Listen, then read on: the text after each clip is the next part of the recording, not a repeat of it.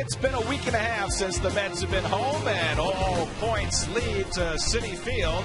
Mets have won 10 of 11 in their home in Flushing, and happy to be back again for 6 more this week.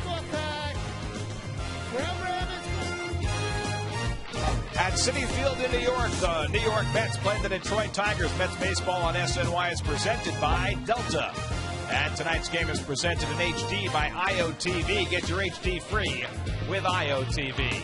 And a pleasant good evening, everybody, and welcome to Citi Field. Gary Cohen, Keith Hernandez, Ron Darling with you tonight as the Mets open a 3-game interleague series against the Detroit Tigers. Since we saw you last, the Mets have made a couple of pieces of news, sending Henry Mejia down to Double-A so that he can work on being a starting pitcher and bringing up Bobby Parnell for another go-round in the Mets bullpen. And today, General Manager Omar Minaya announcing that Carlos Beltran's long-awaited beginning of his rehab assignment will be this Thursday down in Port St. Lucie. 20 days after that, in all probability, or less time than that, he'll be back with the Mets. That takes it to right around the All-Star break for Beltran to be back in the lineup. Meanwhile, the Tigers are in town, and much like the Mets, they are sitting in second place in their division in the American League Central, a game and a half behind the Minnesota Twins, who will be here later this week. The Tigers are a very intriguing team, led by the leading home run and RBI man in the American League, a guy we know pretty well, Miguel Cabrera. Well, Cabrera, third year with the Tigers, that big trade with Dontrell Willis 3 years ago. I feel he's one of the great hitters in the game today.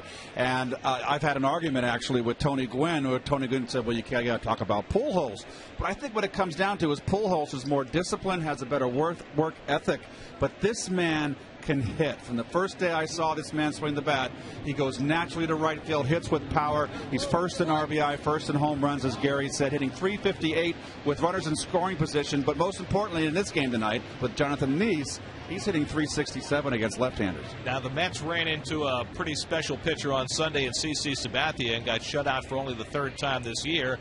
Tonight, again, they face one of the best pitchers in the game in Justin Verlander. You know, occasionally when you come to these games, these interleague games, you want to be here because you want to see the great pitchers of the other league, and Verlander is definitely that. He's won 17, he's won 18, he's won 19 in the season. He was the strikeout king last year and has a no-hitter to his credit, and he's going to be going up against Jonathan Neese, who probably is the hottest Met pitcher. His last 3 starts coming back from the disabled list, he is 3-0. He has been outstanding 2 starts ago. Of course, that great one-hitter where he only faced 28 batters. So Neese goes for his 4th straight win. Justin Verlander and his 100-mile-an-hour fastball on the other side. Mets and Tigers open a 3-game series. All the action tonight on SNY.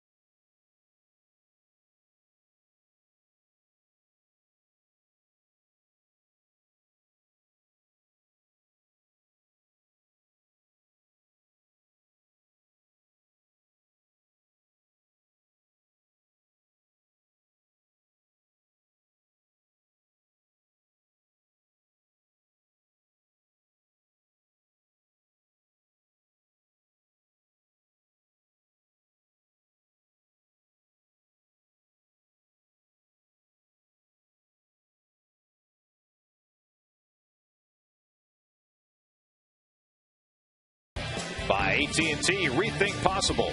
By Frostbrewed Coors Light, the world's most refreshing beer. By Delta, New York's most global airline, is a proud sponsor of the New York Mets. By Volkswagen. And by Pepsi.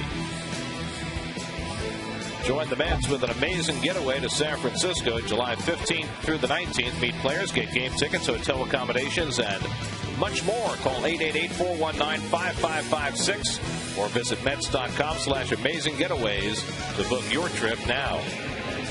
Here's your Suzuki around the majors. Only 3 games in the majors last night. The Diamondbacks got first-inning home runs from Justin Upton, Adam LaRoche, and Mark Reynolds against A.J. Burnett and beat the Yankees 10-4. Levan Hernandez keeps rolling. He didn't get sent down. It was John Ladden to make room for Steven Strasburg. 7 innings and a 2-1 win over Kansas City. And the Reds hit their 3 home runs in the 10th inning. Ramon Hernandez, Joey Votto, Scott Rowland in a 6-4 win over Oakland.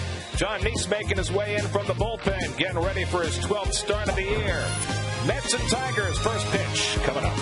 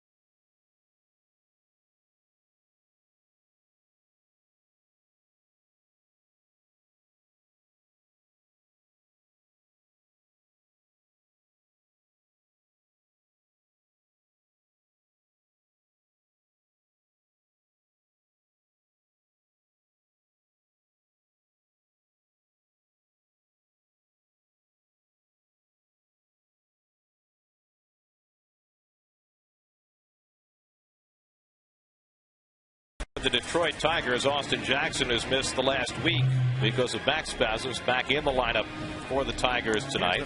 Magglio Ordonez on a raging hot streak. Miguel Cabrera leading the American League in homers and RBIs. The rookie left-hand hitter Brennan Bosch off to a great start in a power-packed Detroit lineup.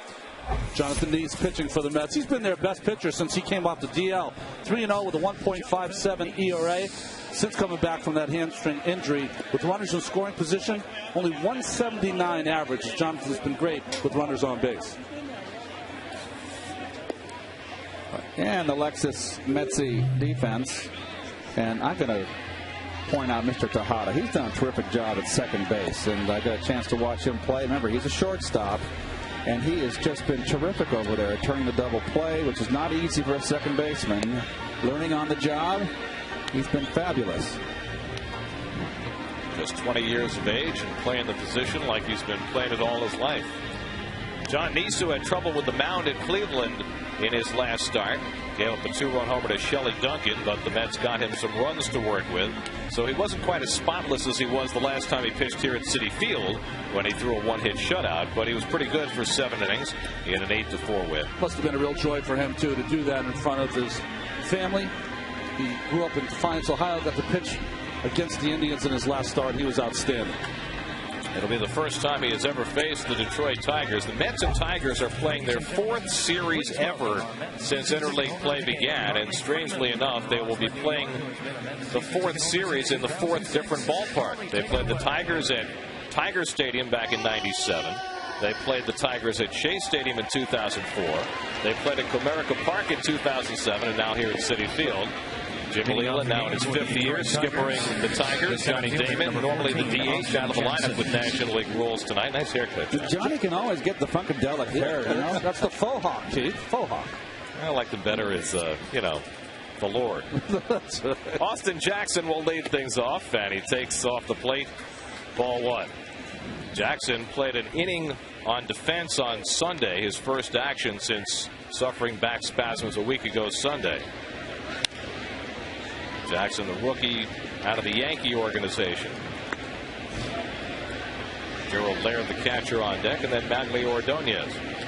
Well, he's struggling against left-hand pitching, Mr. Jackson, hitting only a 179 and 67 at bats. And he grounds one out for Tejada to handle. So Keith highlights him on defense, and he makes the first play of the night. Oh, prescient. I know we're in trouble if you come into the booth with those puka shells. And I know you're a big fan. He's worn puka shells, just not recently. That's back in the day. There's Gerald Laird, the catcher.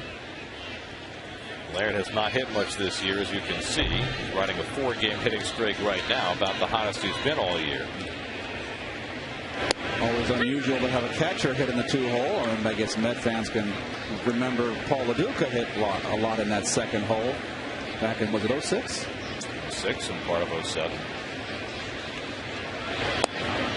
And the cutter from Nice misses, and it's 1-1. And this is not a ball club that steals bases. This is a club that's going to just slug with you. In many ways, a classic American League team. Which is interesting because, you know, we know Jim Leland from his days managing in the National League with the Pirates and the Marlins and the Rockies. You don't think of him as an American League manager. Sometimes you got to go with what you got. There's Bud McClendon, the hitting coach for the Tigers. Little blooper. Well, Tejada is in the middle of every play. Put me in uniform. I'll go 4 for 4 today. Thinking of Vegas. Jimmy Leland, now 65 years old in his 5th year with the Tigers. 1,450 wins in his managerial career. That's the Tigers' offense. Jimmy, just an outstanding baseball man, and it's hard to believe the last time Pittsburgh had a winning team, Jimmy Leland was the skipper. And, of course, won a World Series with the Marlins back in '97, and on his coaching staff with those Marlins was Jerry Manuel, who is managing against Leland for the first time ever tonight. Magley Ordonez red hot right now, has a 10-game hitting streak going, and the cutter misses, 2-0. He won that World Series with Florida in '97. They ripped his team apart. He came back for 1 more year, left to go to Colorado, and then was out of managing for 6 or 7 years. Said he was burnt out, and a lot of people were skeptical when he decided to return with the Tigers. But then he won 95 games his first year, and no one was skeptical anymore. He's a good guy. One of those managers you like to play for. He's a player's manager, but he also had ball 4 there too. Ordonez, Delilah must have got his locks. So he got his locks last year, right? That's right. So a 4-pitch walk to Ordonez. The last thing you want to do right now is to walk anybody in front of Miguel Cabrera. Cabrera leading the American League in home runs and RBIs. He's 8th in batting. He is a legitimate candidate for a Triple Crown if Robinson Cano cools off. It's like the final round in a golf tournament. You know, the leaderboard's got to come back to him a little bit. I mean, if Cano's going to hit 370 all year, nobody else is going to have a chance. Yeah, the only department I always see Cabrera. Now, he always hits home runs, but I always thought that would be the one that would be tough for him, because he can hit 340. 32 home runs last year, already 19 this year. We're not even halfway through. Yeah, that's the thing. He's gotten off to such a quick home run start in a ballpark, America Park, which is not an easy ballpark to hit the ball out of. Look at that slugging percentage. My goodness. Number 1 in the American League in slugging, 4th in runs scored, as the rookie Brennan Bosch on deck. Cabrera's always had a little bit of a weight problem. He looks in good shape. He's 240 pounds. He's listed at 240 pounds. I tell you what, I cannot say enough about this guy. I've loved his swing from the minute he stepped on a major league field down in Florida.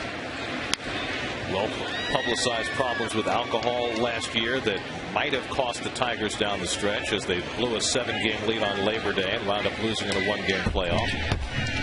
Didn't even play in the game on Saturday because of his being out and getting arrested. But boy, can he hit. Needs to head 0-2, and a foul tip held by Barajas, strike 3. Big strikeout for Nice, his first of the night, no score.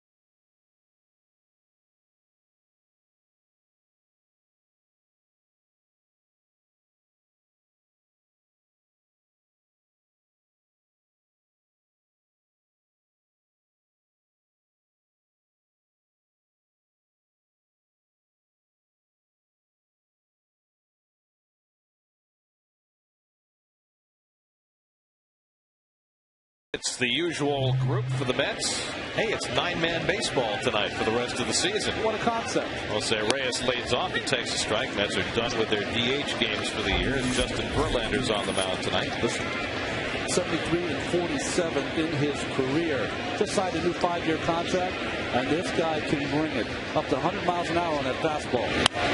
Oh, boy, that's some gas.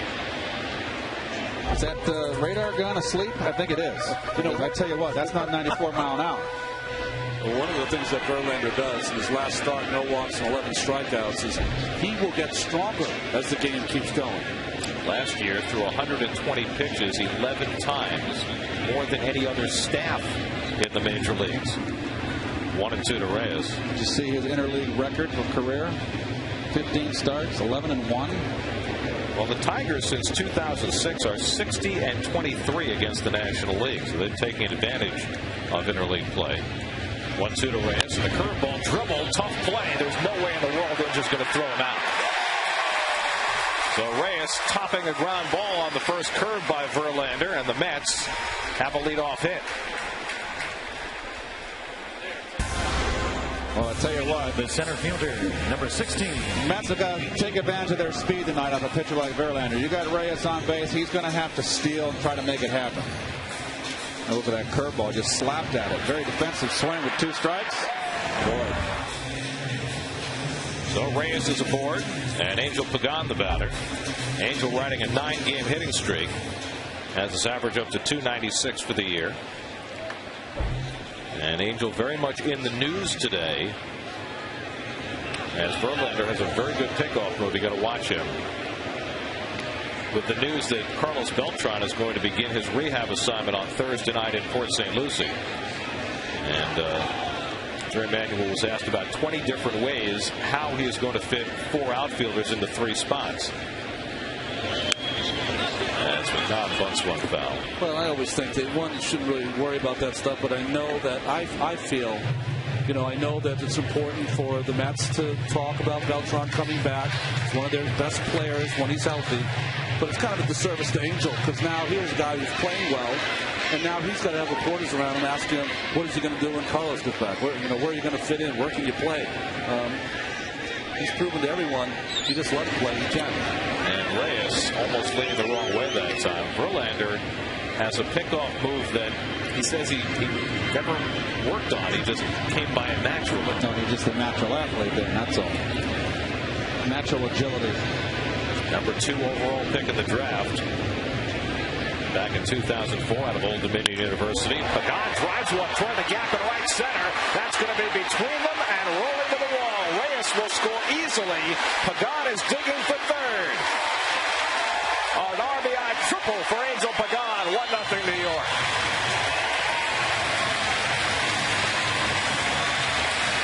That's a nice answer. If you hit like that, nobody has to ask where you're going to play.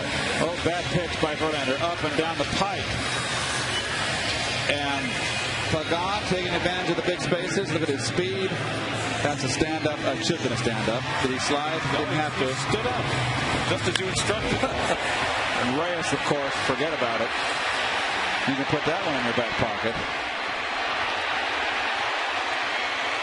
Pagan's 5th triple of the year, his 32nd RBI. He now has a 10-game hitting streak. And David Wright steps in, still nobody out. The infield back, and he takes a strike. Well, the IOTV pitch differential wanted it in, got it right down the middle and up. The impressive thing was he was able to get on top of that baseball. That's a pitch that Angel's been pulling off his shoulder. Pulls his shoulder out, and he has a little bit of a weakness up and away from the left side of the plate, but that was too much of the outside part of the plate. Wasn't away enough.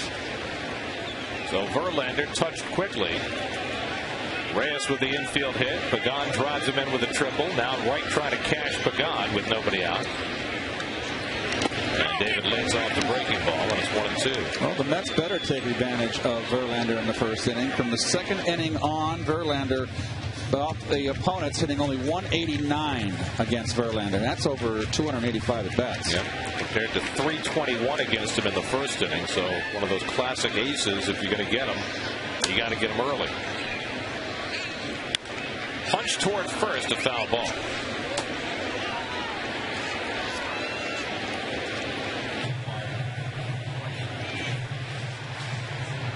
Well, the Mets not only have been scoring first, they've been scoring in the first inning regularly. And after going 15 straight innings getting shut out at Yankee Stadium, they cash a run, 2 batters into the first inning tonight. 1-2 to right, and a high fly ball to right. That'll get Pagan home. Back goes Ordonez to call. And Pagan can trot on in. Sacrifice fly for David Wright. His 54th run batted in, and it's 2-0 New York.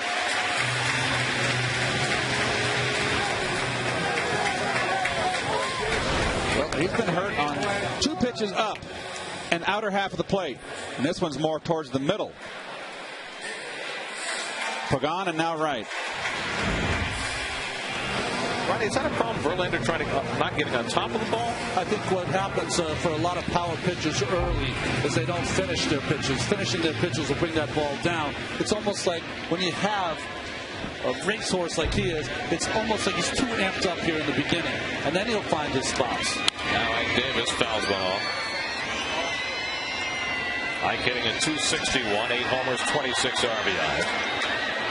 So the Mets with a 2-spot off Verlander in the opening inning. And if you're John Neese, you breathe and you say, that may be all I get tonight. Yes.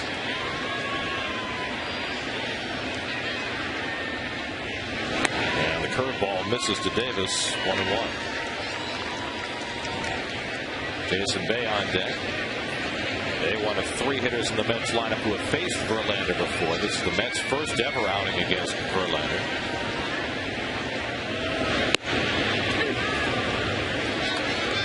All started out innocently, just a little ahead in the count, looking sharp, and a little defensive slap swing by Reyes, and a bleeder for a base hit, and 2 runs later. Well, the Mets during this hot streak have been using their speed very effectively. Reyes with the infield hit, Pregame with the triple. The greatest indication of why you shouldn't strike out or cut down your strikeouts. You put the ball in play, you never know what can happen. I agree, 100%. David Wright's sacrifice fly gave him 615 career RBIs. As a changeup strikes out Davis for the second out. Don't feel bad, Ike, because you look at the Coors Light Tiger defense. This is not a defensive club. Like Gary said earlier, this is like an old-fashioned American League team. Got a lot of guys, especially in that outfield, don't cover a lot of ground, but they can just bludgeon you. Like that word. Bludgeon? Yes. Bludgeon's a good word. It's a tough bludgeon ballpark, though. Jason Bay takes outside ball 1. It's more like a stiletto ballpark. That's right. Bay is 0 for 3 in his career against Verlander. He and Barajas and Frank Core, the 3 hitters in the Mets lineup who have faced Verlander before.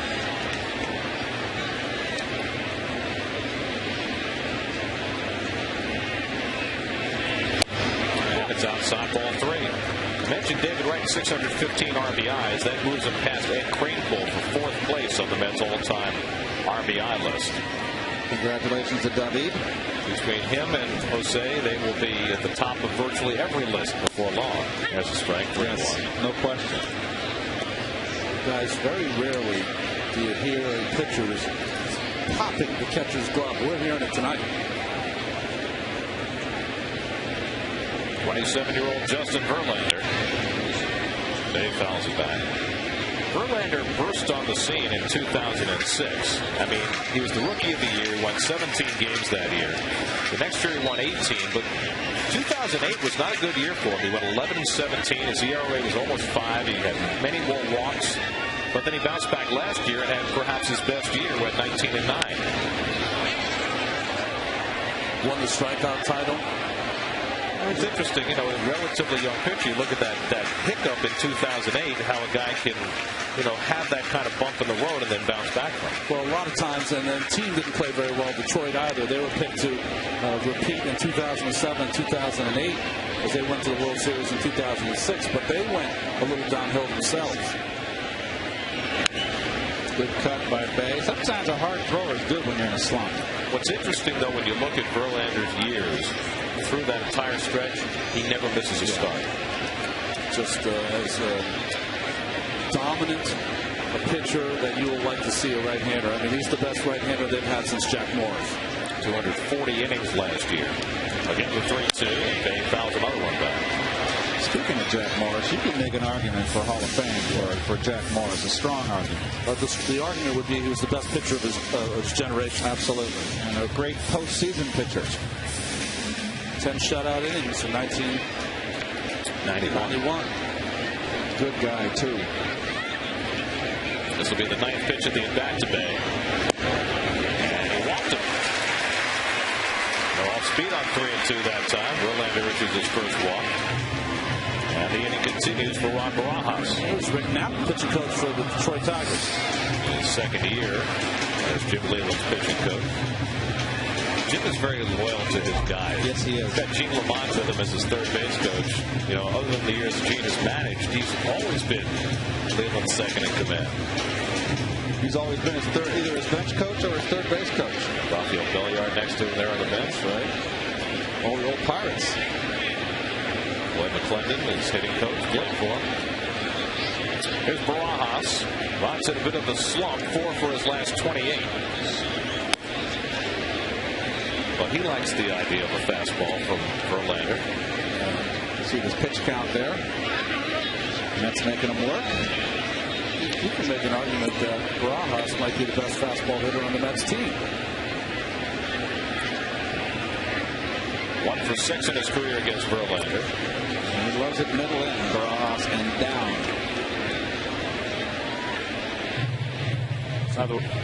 Motioning with that arm there, Barajas.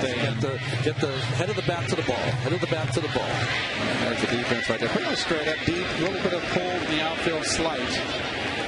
Very respectful of his power. What he's been outstanding at is keeping that inside pitch fair. And a ball that a lot of guys hit foul, he keeps fair. But he's hit his fair share of balls foul. But I agree with you. He just lets it all hang out when he swings, that's for sure.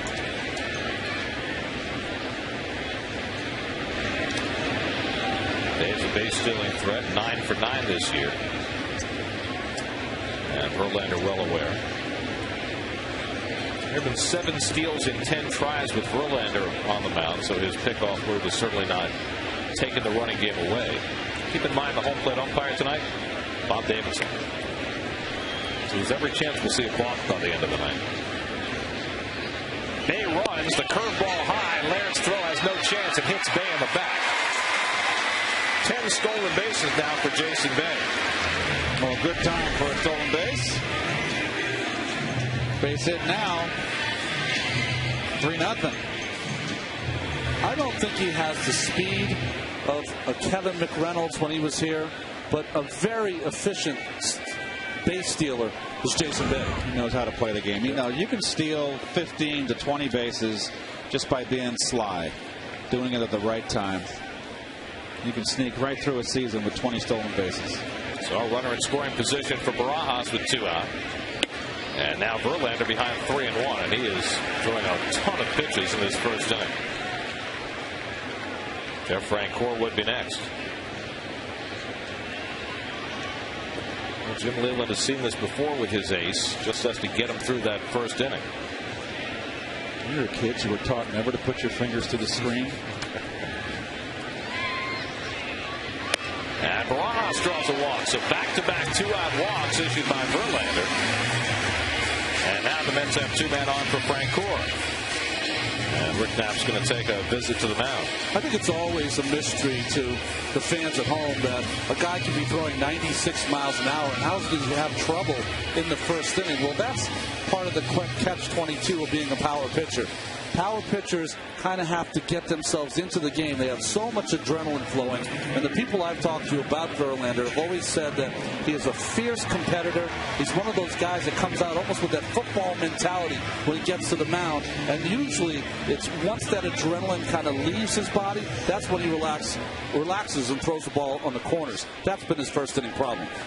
Well, his last game against Washington, he didn't walk a batter in 8 innings. He struck out 11. He's walked 2 in the first inning tonight, and a chance for Francoeur with 2 out and 2 on.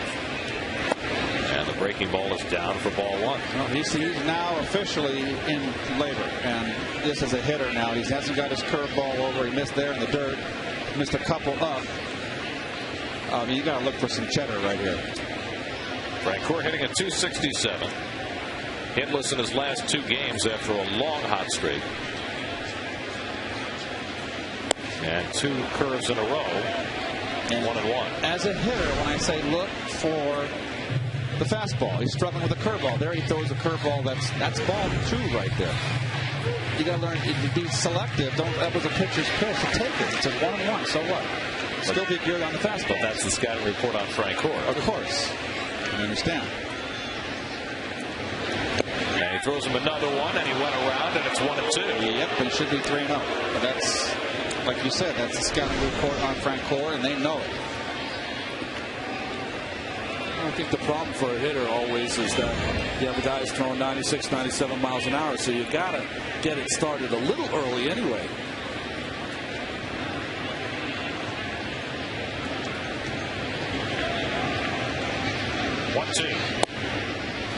Changeup, and it's 2-2.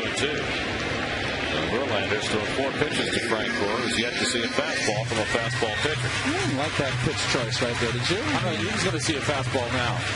I mean, obviously, if you're going to waste a pitch, then pop him a fastball up and in, then come back with a breaking ball if you want. Changeup's his 3rd pitch. This will be his 35th pitch of the inning. And the fastball up and away, and now it's 3-2. So after walking 2 in a row, now he's gone to a full count on Frank Core, and that'll set the runners loose. 35 pitches. He has not thrown one fastball inside the right-handers either. So if Jeff is looking in an area, it should be away. Runners get set to go. Bay at second, Barajas at first. 3-2 to Frank Core, and he dribbles one right back to Verlander. And that'll do it for the inning, but a productive first inning for the Mets as they use their speed at the top of the lineup. Jose Reyes beats out the infield hit, and Angel Bacan.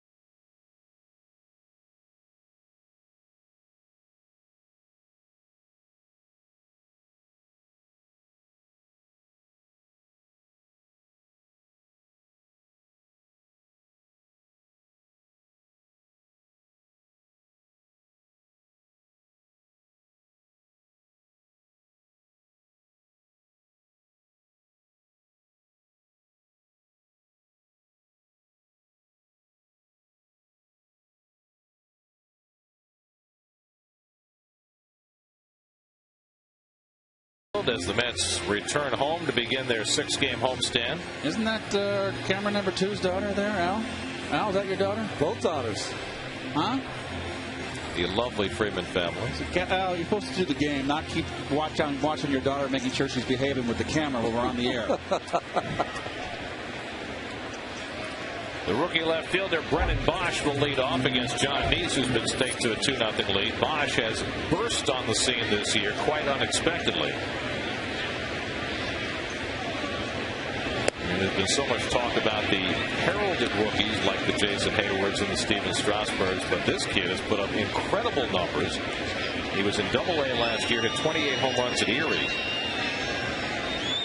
but has really come out of nowhere. Nice little .617 slugging percentage. That got my attention. 25 years old, 3rd-round pick in '06 out of Cal Berkeley. Oh, Golden Bear. And a strike on the corner, 2-1.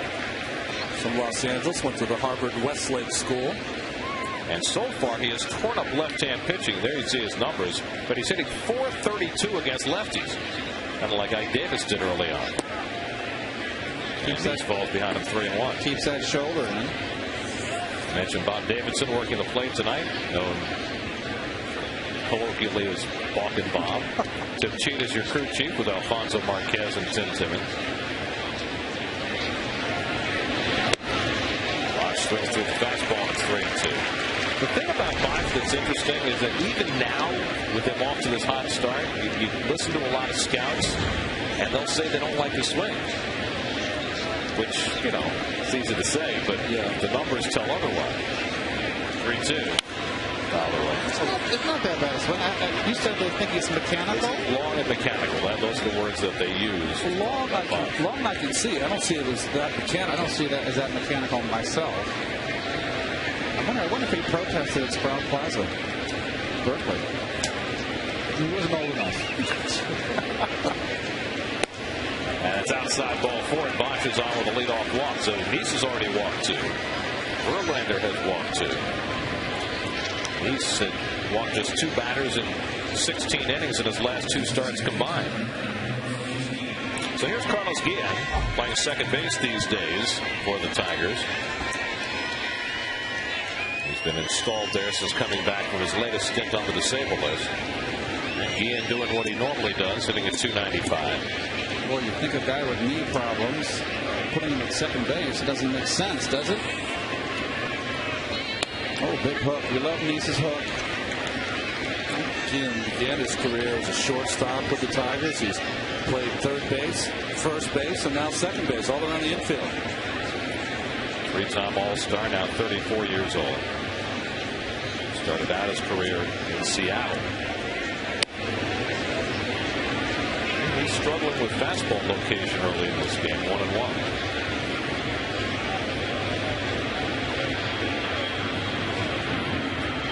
Brandon Inge is on deck. Speaking of the guys who moves around.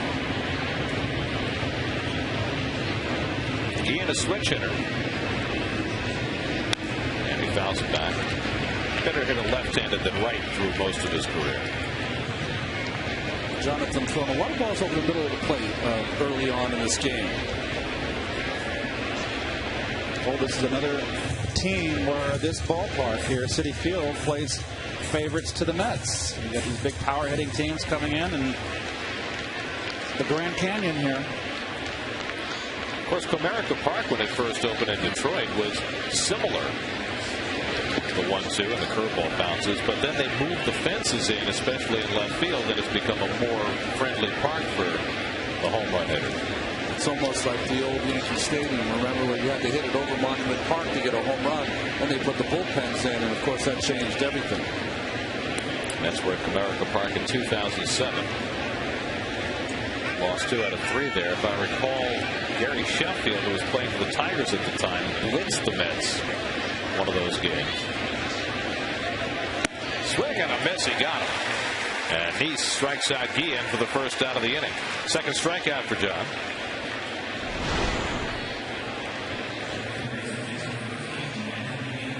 High cheddar. These guys really don't change their game plan, the Tigers. They will strike out a lot. They'll have a big, long swing, powerful swing, trying to hit the 3-run home run. But they have a nice on-base percentage as a team. They do, 4th in the American League. Here's Brandon Inge. He's been hot lately over the last 23 games, hitting .345.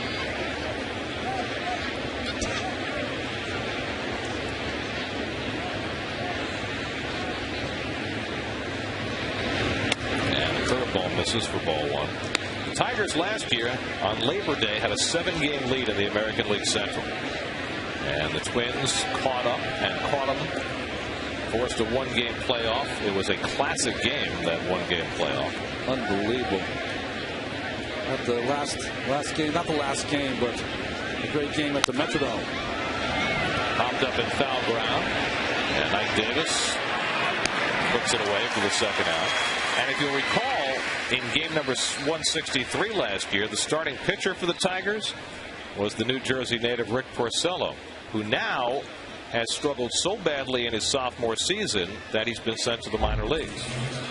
Common occurrence for pitchers. They have that good, solid first year, and then the league starts to make a little adjustments. They don't, and it costs them their sophomore season. 14-9 last year, Porcello. This year, 4-7, 6.14, but he's only 22, so he's got plenty of time to make his way back. There's Danny Wirth, the shortstop. When the year began, the Tigers had Adam Everett playing shortstop. Everett, a defensive specialist, just didn't hit at all, and they finally let him go. Wirth is in many ways similar to Everett in that he's known much more for his glove than for his bat.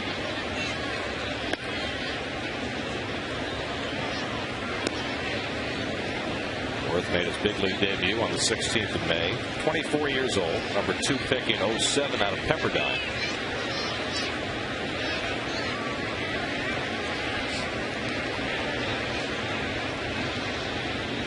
Have you ever been on that campus at Pepperdine? I have many times. One of the most gorgeous places. It's on the water, right up in the hills. Malibu. It's in Malibu, but on top of one of the highest hills there, right, and overlooks the Pacific Ocean. And let me tell you, I could never, ever get in any grade at Pepperdine. because of the beautiful views. Many. In and out of the building. Out to right. Frank Gore doesn't have to move. And the side retires. So Nice works around the leadoff walk after being handed the lead. Middle of the second at Citi Field. 2-0 New York. Could you be more specific, Rob?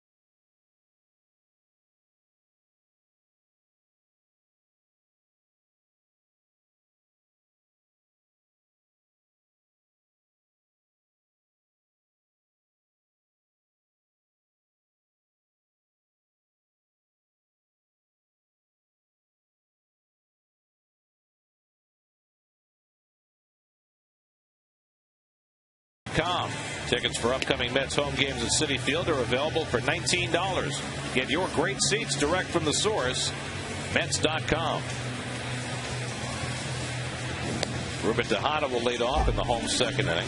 It'll be Tejada, then Nice and Reyes against Justin Verlander, who threw 36 pitches and gave up a couple of runs in the first inning. Tejada's hit in 5 straight games now. That's his average of .256. This is his 13th big league start tonight. And while we've received plenty of news about Carlos Beltran and getting ready to start his rehab assignment Thursday, there's been virtually no news coming from Florida about Luis Castillo and any progress that he might be making with those bruised feet. So it's looking as though Tejada's stint is going to last a while longer. Well, with the team playing well, it affords the general manager to be a little more patient with injuries. And, it's a long year. You don't want to bring them back too quick where they're going to play with aggravation. You want them healthy. Got a whole second half to go. It's hard to believe we're almost out of June. April took an eternity. Oh. Well, before June is over, you still got a trip to Puerto Rico. I understand. Next week. For the runs of Puerto Rico? I think it's the Marlins of Puerto Rico. Marlins Mets moving that series to E-Rock Bithorn Stadium next Monday, Tuesday, and Wednesday. It was nice when we went down to Puerto Rico where the Expos played some games there. Tejada takes one the other way. Ordonez thinks about a throw to first, but no way against Tejada, who's now hit in 6 straight games. Hanging curve. Kind of bunched him up. Nice little inside out. When the Expos moved games down to Puerto Rico back in the earlier part of the decade, I don't remember the first time, but the second time was definitely early in the season in April, which you welcome that, right? Nice trip to Puerto Rico in April. Late June, you're not getting quite so much of a benefit out of it. It's going to be a little steamy down there, boys. Well, I understand in Florida, South Florida, it is just smoking hot. But Rusty said he only played 9 holes the last couple of days in Florida. Yeah. He said they went out at 8 o'clock in the morning. He said the heat index was over 100. Nice with 3 hits, 1 sacrifice this year. Looking to bunt Tejada over. And he pops it up, but Laird can't get back there. That's the first time I've seen Jonathan not have fear, but that's the first time I've seen him not really stick the bat out there. Maybe understandable this guy throws so hard. Watch, doesn't really get, you got to get almost your chin over the plate and cover that outside part. He's jabbing at it and moving off the plate. Well, if you're going to have trepidation, this is wise trepidation. I think Jonathan's a better hitter than a bunter. He's a threat up there with swinging the bat.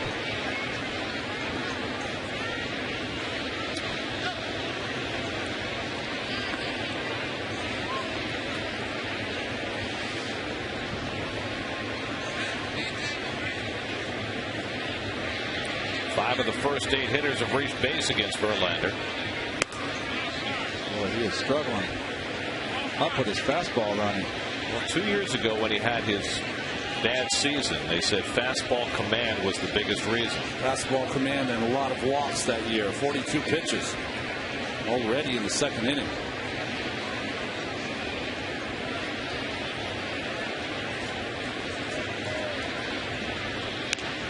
He stabs at and fouls it off the catcher Laird, who comes up hobbling. He's got one more chance. Laird's like, I hate this National League Baseball where the pitchers are bunting. I get hit enough.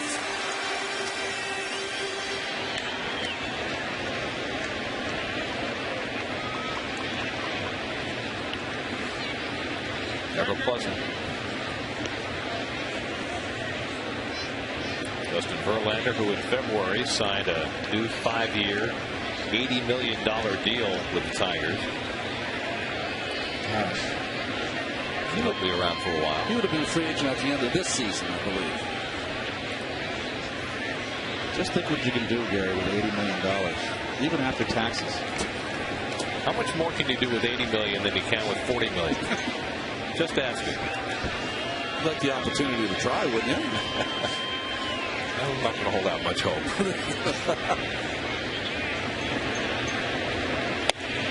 And he's taking third strike. He was set to bunt, but goes down looking instead. Verlander has his second strikeout.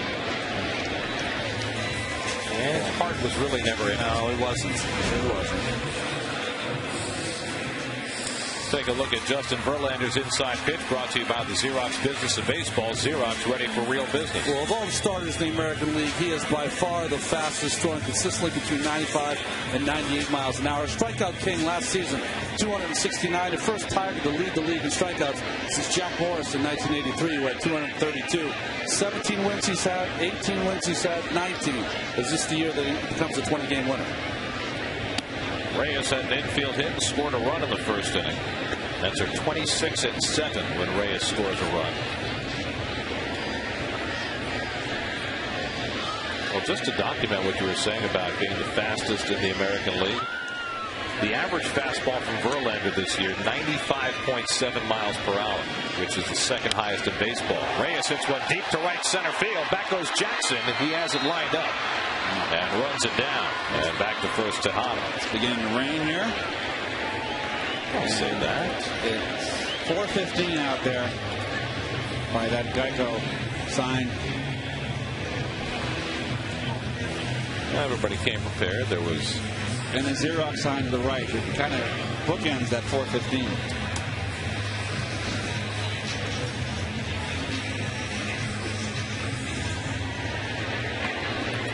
Well, here's Pregame, who hit one out to right center, his first time up for his 5th triple of the year, tying Reyes for the club lead. Pregame now has a 10-game hitting streak that matches the longest of his career. Anyway, the only major league pitcher who's had a harder average fastball than Verlander, I bet you can guess. Is it his teammate? No. Okay. Ubaldo Jimenez. Oh, yes. 96.4 miles an hour average fastball. That's how you go 13-1. I was mentioning, I thought maybe it might be his teammates. No, I'm talking about starters. Yeah, starters, yeah. Strasburg's going to be on that list as soon as he gets enough innings. Right. All the top everybody. Rain falling a little harder now. And a good one, 0-2 to Pregame. Look at the bottom drop out of this one. Who says those physicists that say the ball doesn't play? Oh, there it is. Where's he from? Either the second. Close play. Verlander's showing off that good move.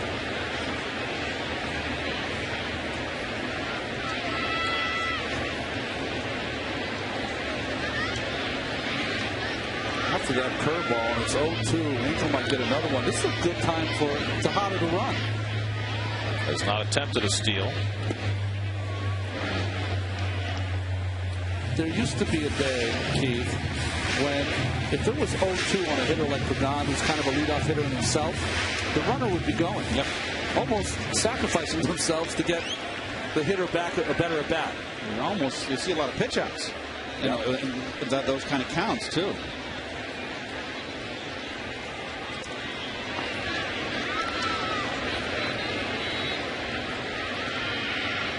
Jason Bay stole a base in the first inning. The Mets' 70th steal of the year, the most in the league.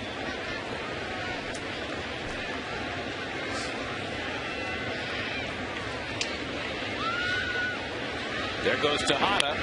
Tapper back to Verlander. And the inning is over. So a leadoff hit and one left. 2 in the books at Rainy City Field. 2-0 Mets.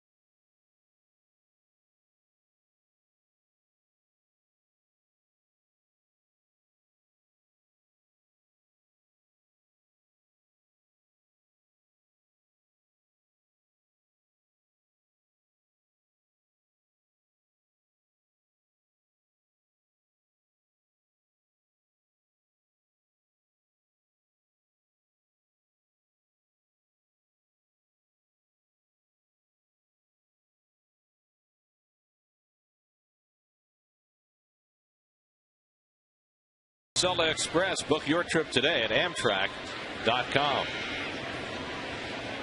Well, the rain is falling. Justin Verlander looking for his first big league hit. Swings and misses. He's 0 for 12 in his career with 7 strikeouts. Between innings, the crew chief, Tim Cheetah, told the grounds crew to take the cover off the tarp down the left field line. But that's the only action they took. So they're ready to the uncovered tarp. He's ahead on Verlander, 1-2. Austin Jackson and Gerald Laird to follow here in the third. Mets with a 2-0 lead. A couple of first inning runs off Verlander. And he takes care of his opposite number. Third strikeout for John Neese. Didn't mess around with him. And Jonathan Neese recognizing a lamb right there. 3 straight fastballs. Go sit down. The silencing of the lamb. I think that's a little harsh, don't you?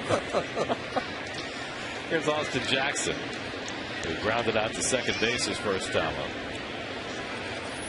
Jackson just 4 for his last 37. Batting average still over 300, but dropping precipitously. It was Jackson who made that great catch in center field during the imperfect game by Armando Galarraga that would have been, you know, his Dwayne Wise, Rusty Greer moment had the perfect game actually come to pass. It was a Willie Mays-like catch over the shoulder in the deepest part of Comerica Park. Jackson just 23 years old. Came over in that three-way deal that the Yankees and the Diamondbacks and the Tigers pulled off last winter. Tigers also got Phil Koch in that deal. And, of course, Curtis Granderson going the other way to the Yankees. 1-2 to Jackson for the dribbler foul. And yeah, Jackson has become even more important with his defense when they've got Ordonez and Bosch manning the corners in that Detroit outfield.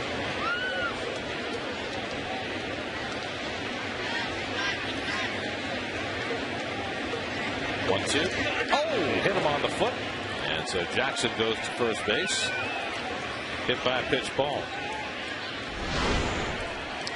Well, this little cutter got away. I thought it got him in the knee. Oh, it did. Right below the knee. He's got his greaves on. He's all right. He's smiling. So he's aboard with one out, now Gerald Laird.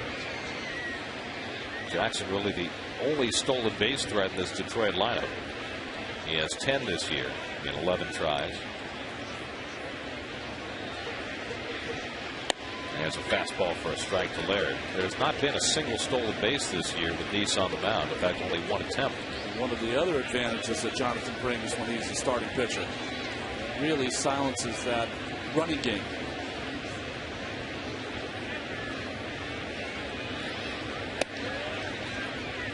Jonathan is all of a sudden just pounding inside. He's developed that cutter. He's always had the good curveball. Such poise. What progress he's made. He's both that fastball and the cutter inside. There goes Jackson. He picks him off.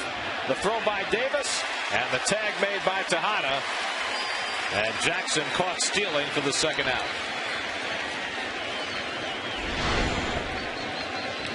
Come to the pitcher. That's it. Now you want to throw over the top more. Oh, that ball almost nailed him. When you have a throw like that, you don't want to throw three-quarter or sidearm because it's going to sink. And you're going to start it at the back of the runner and it's going to come around. You want to come like a quarterback throwing a look-in. Right over the top and throw a dart right to the inside part of the bag. 1-3-4 on the caught stealing.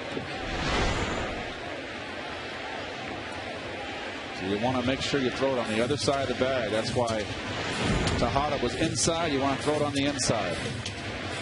But the whole play started with Ike having to reach back for that ball.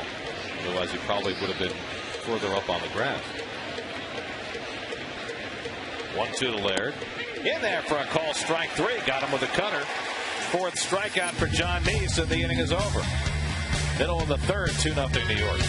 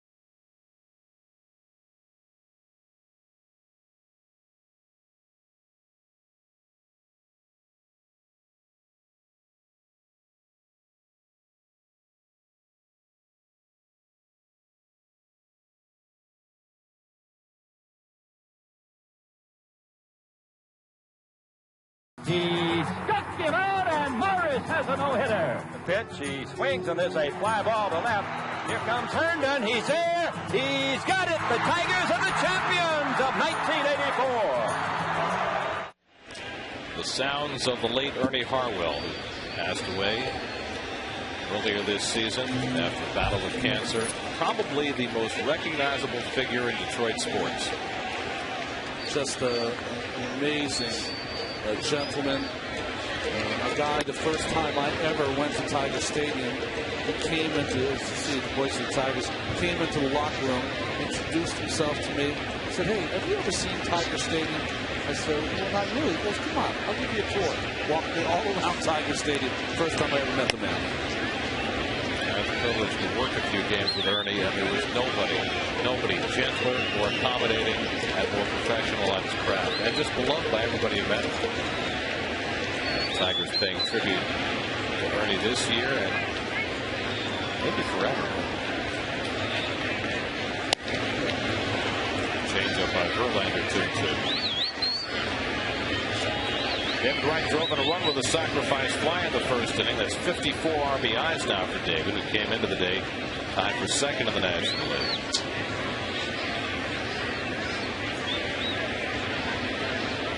2-2 from Verlander, and the curveball sits high.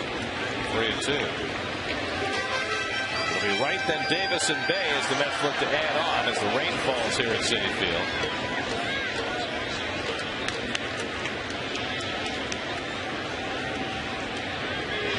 And he walked him. So Verlander, who didn't walk the batter in his last start, has walked 3 in 2 innings plus tonight. There's some looks at Ernie Harwell. The first broadcast in the major leagues with the Dodgers and then with the Giants here in New York. He called Bobby Thompson's home run on television. He said that's the greatest call nobody ever heard. He was self-deprecating. He was a great songwriter in addition to his skills as a baseball broadcaster. Just a wonderful man. Ike Davis, the batter, with David Wright aboard, and fouls back the fastball. Ike struck out his first time up. Verlander has walked 3 and struck out 2. He's already thrown 57 pitches with nobody out in the third inning. He needs a double play, doesn't he? Short lead for David as this track gets a little bit slower by the minute. You got to watch yourself when you are a base stealer and the throw goes over there and you stay standing up, because that base gets real slippery and slide right across it.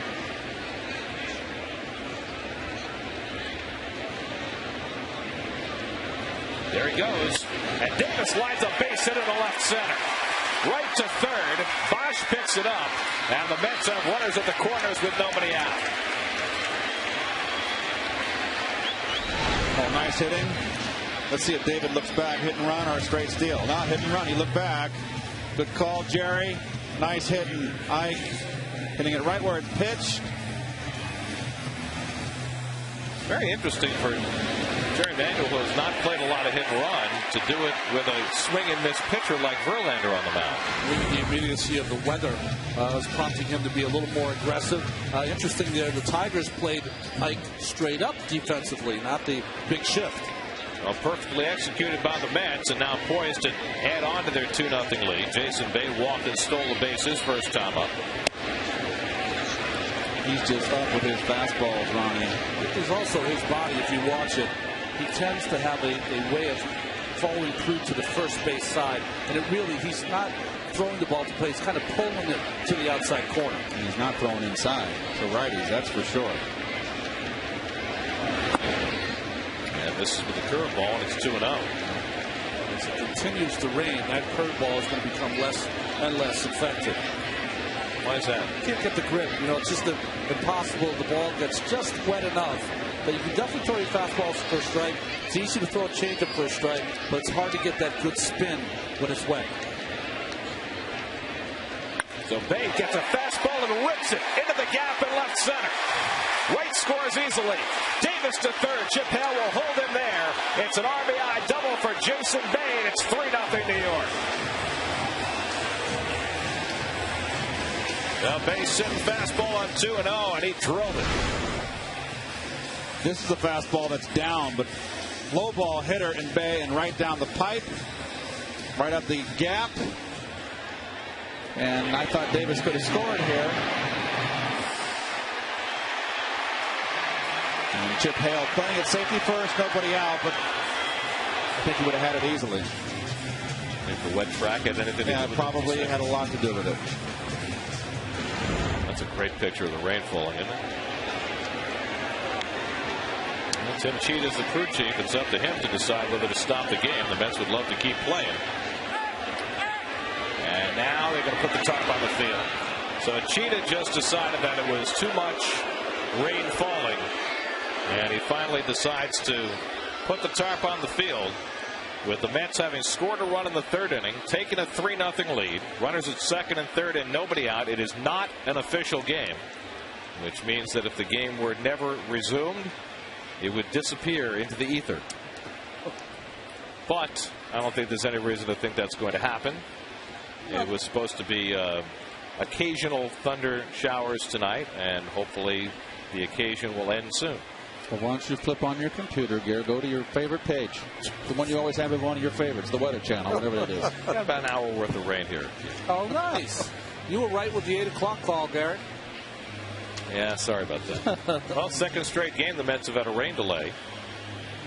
They were delayed for 23 minutes on Sunday at Yankee Stadium in the middle of the 8th inning. And they're doing a quick work here. Quick work. These guys are great. Remember, they took the cover off the tarp at the start of the inning because Tim Cheetah had a feeling that he might have to get them out there in a hurry. And sure enough, remember at Shea they had the two-piece tarp for a long time. But these guys have become so proficient at getting that one-piece lighter tarp across the field. The rain delay brought to you by Select Spiders. Mets up 3-0 in the third as we stop action. We'll come back with more from Citi Field in just a moment.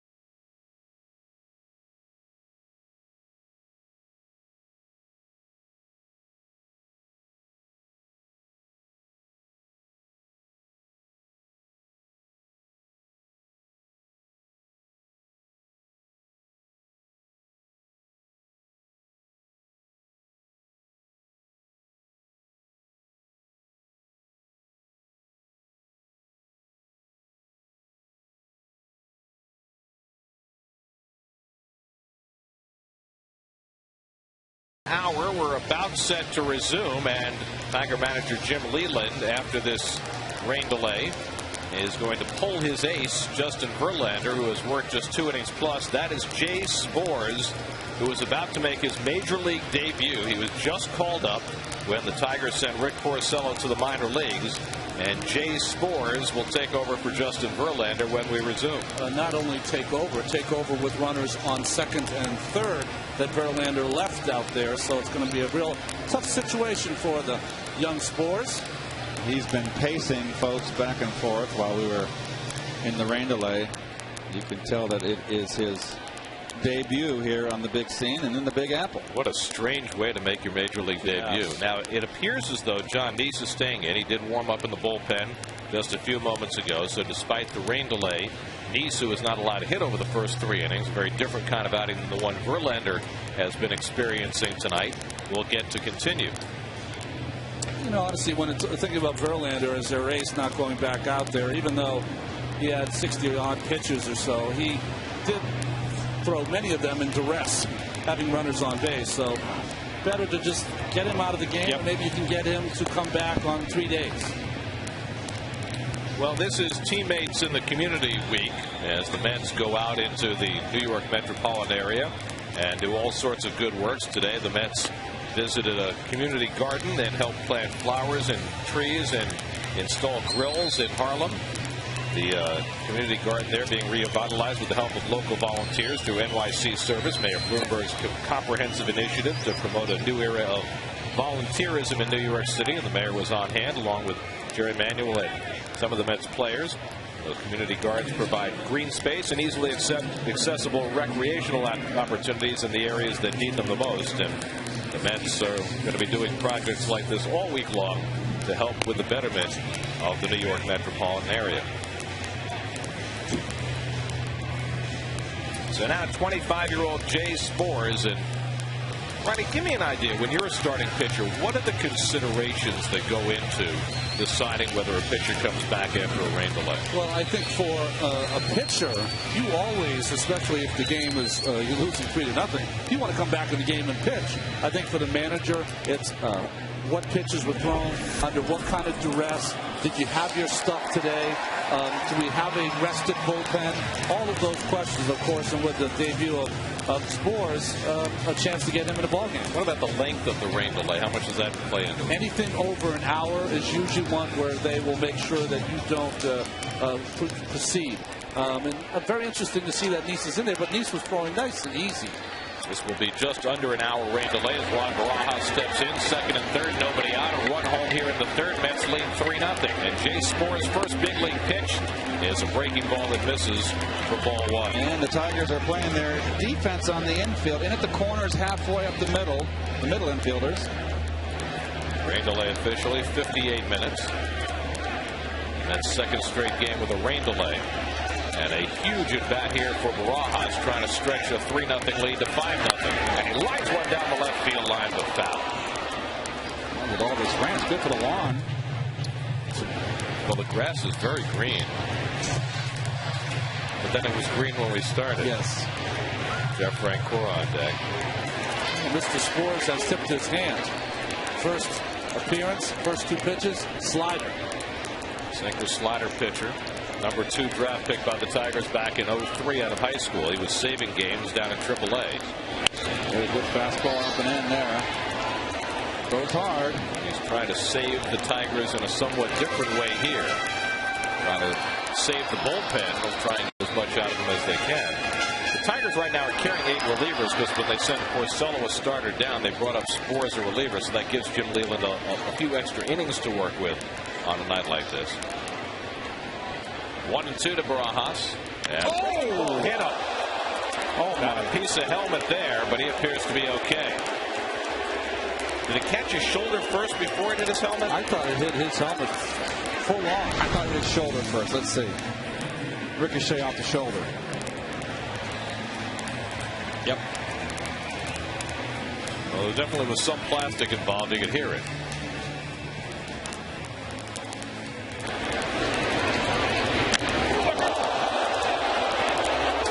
How many pitchers do you think have come into their first big league game and hit the first batter they face. That's got to make him even more nervous. Now the base is loaded for Jeff Francoeur, and he gets hit by a pitch, and that forces in a run. So Jay Spores in his major league debut has hit the first two batters to face him. Francoeur gets credit for an RBI. He goes to first base, and it's 4-0 New York. Is that a record?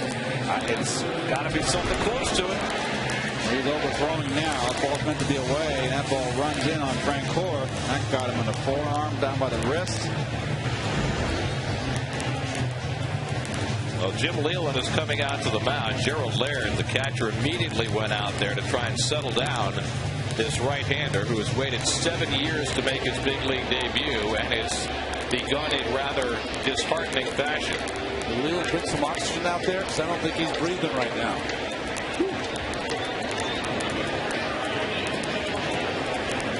I'm sure that was the message from Jim. Just take a deep breath. Pretend you're starting from scratch. So now Ruben Tejada will come in. Of course, that run is charged to Verlander. He's still responsible for one more runner out there. Still nobody out of the inning, and the Mets with a chance to blow the doors off this game in the third inning. Ruben, I'd recommend not swinging at this first pitch. I want to bail out. And surely enough, it's blown away. I would think that the Mets don't have anything to fear from Mr. Spores coming inside the rest of this appearance. Bay, Barajas, and Francoeur, the base runners. 2 runs home in the inning and nobody out. And it's outside 2-0. And unless the Tigers intend for Jay Spores to take one for the team here tonight, it would be well advised to get somebody up.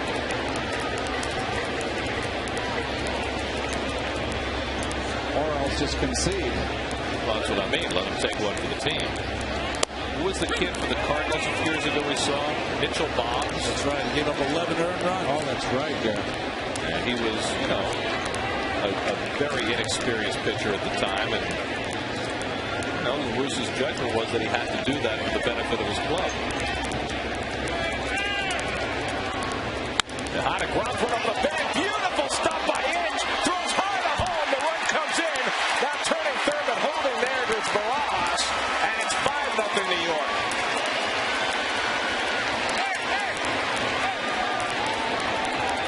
Now the out was made in third, so Barajas is out. I mean, Inge hit the bag with his glove. Well, nice play here. Beautiful backhand. Wait a second. The third base umpire is not moving him. Now they're finally telling him to vacate. So Bay comes home to make it 5-0. Beautiful backhand. Nice try coming home. It would have been difficult to get the guy at first. Like Bay almost turned an ankle there in that slide, didn't he? So a fielder's choice. Bay gets an RBI. 5 unassisted, erasing Barajas. Now with runners at first and second and 1 out, John Deese will come to the plate. Excuse me, Tejada with the RBI. Number 3. Jonathan Deese will be up there again to see if he can get the bunt down. So now the book is closed on Verlander. All the runners that he allowed to reach base in this inning have scored. He's charged with 5 runs and 5 hits over 2 innings plus. Now Neese takes high, ball 1. Neese tried to bunt his first time up, wound up taking a call third strike.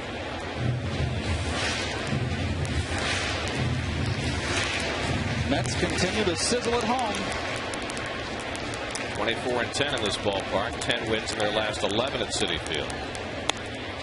He is stabbing at it, Ronnie. Yep. Got his bat at an odd angle. He's talking to himself, saying get the ball down.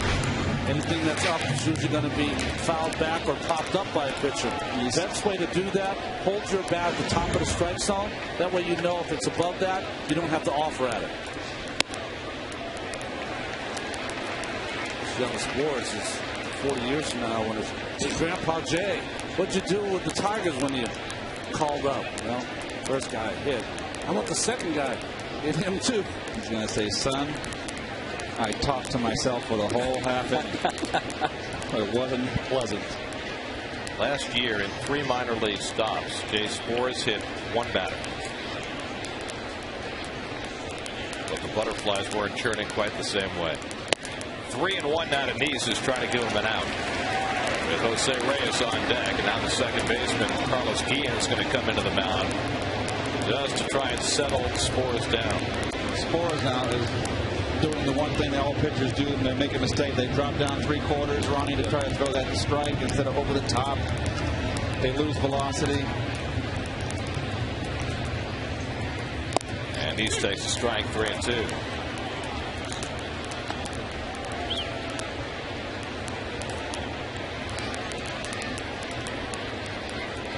So let's see if the bunt is still on 3-2.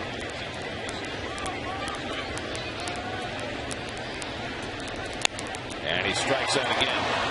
So Nice has been up there to bunt twice and has gone back to the dugout each time a strikeout victim. And now there are 2 out in the inning.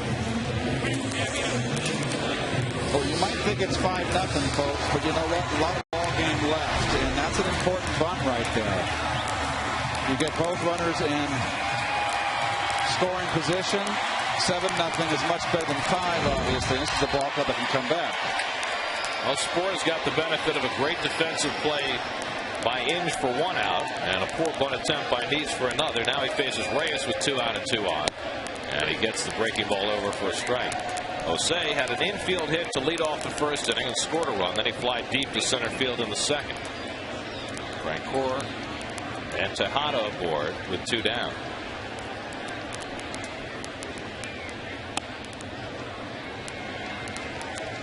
Reyes, the 8th man up in the inning. Angel Pagan would be next.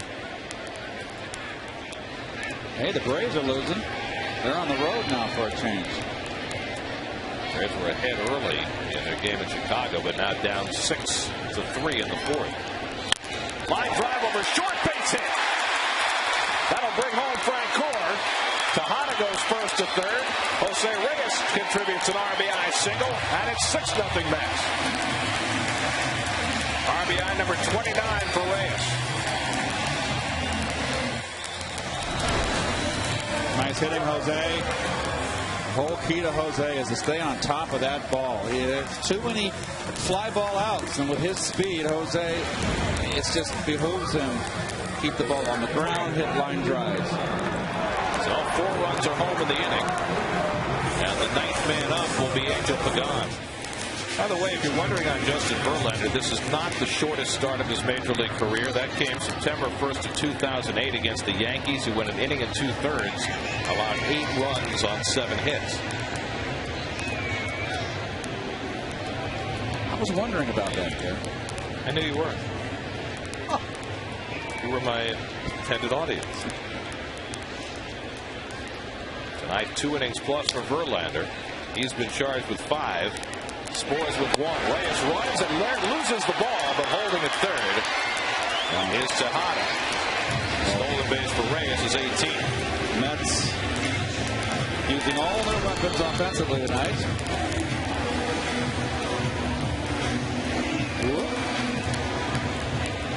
Well, a lot of times when you have these rain delays, you have a team that sometimes forgets there's a ball game that's going to happen at some point. The Mets have not. They have been ready to come out here and play this inning. 2 in scoring position for Pagan, who takes a slider for a strike. 1-1. And on a night like this, too, Ronnie, when you pour it on early, you know, the other team just may have 1 foot on the bus when it's a rainy night like this, if you can just get that big lead. Trying to knock the starch out of it. Pagan tripled back in the first, and he takes a strike, and Spores is ahead of him 1-2.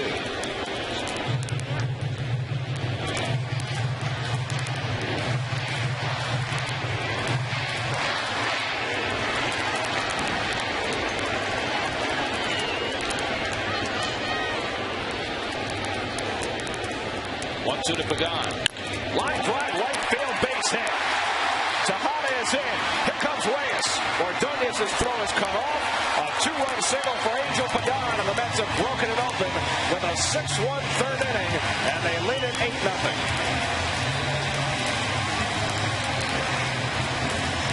Brad Thomas is up in the Tiger bullpen as Jay Spores' big league debut has been a disaster.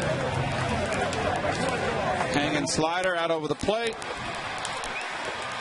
Not a very strong throw by any means. And with Reyes, forget it. Reyes has scored 2 tonight. Pagan has now driven in 3. David Wright drove in the second Met run with a sacrifice fly. He led off this inning before the rain delay by drawing a walk on a 3-2 pitch from Verlander. Now he's up for the second time of the inning. And he lines a base hit into center. Pagan will pull him at second. And the inning continues. 3 straight 2-out hits from Reyes, Pagan, and Wright. That's going to be it. So Jay Spores faces 7 batters in his major league debut. He hits the first 2 and gives up hits to the last 3. And he will exit, and Brad Thomas, the left-hander, will come on to replace him. A 6-run third for the Mets, and they're still going. The call to the bullpen brought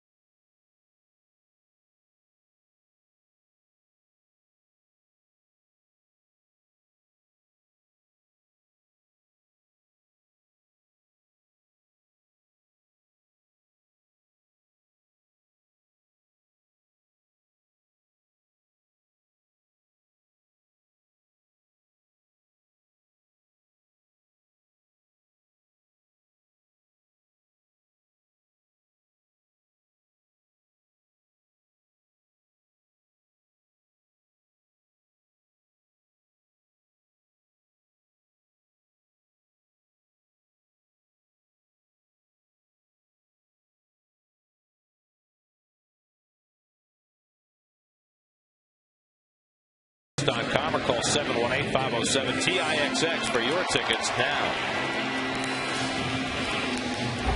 The Australian lefty Brad Thomas comes on to pitch for Detroit. There's the StubHub numbers for Brad Thomas, the southpaw from Sydney. Originally with the Minnesota Twins organization, this is his first year with the Tigers. Spent the last 2 years pitching in Korea, 2 years before that pitching in Japan. He's been all over. Ike Davis takes a strike. Ike up for the second time of the inning. He had a hit-and-run single that got the thing started for the Mets. 6 runs are scored in the inning, matching the biggest inning of the year for New York.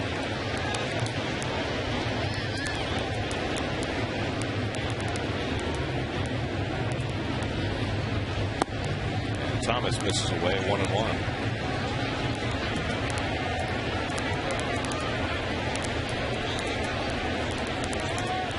Have to feel for Jay Spores. Yes. I mean, you feel for anybody who gets beat up in a big league ball game like that. But it's your first big league appearance. It's after a rain delay. The circumstances are as bad as they could possibly be, and then they got worse immediately. And we watched him. He was talking to himself. He was nervously pacing the dugout. Just in, I mean, that anticipation of over an hour. Just too much for the young right-hander to handle. Doing one to Davis with 2 out and 2 on, and he lifts one to left field deep. Back goes Bosch onto the track, back at the wall, can't get it. Pagan is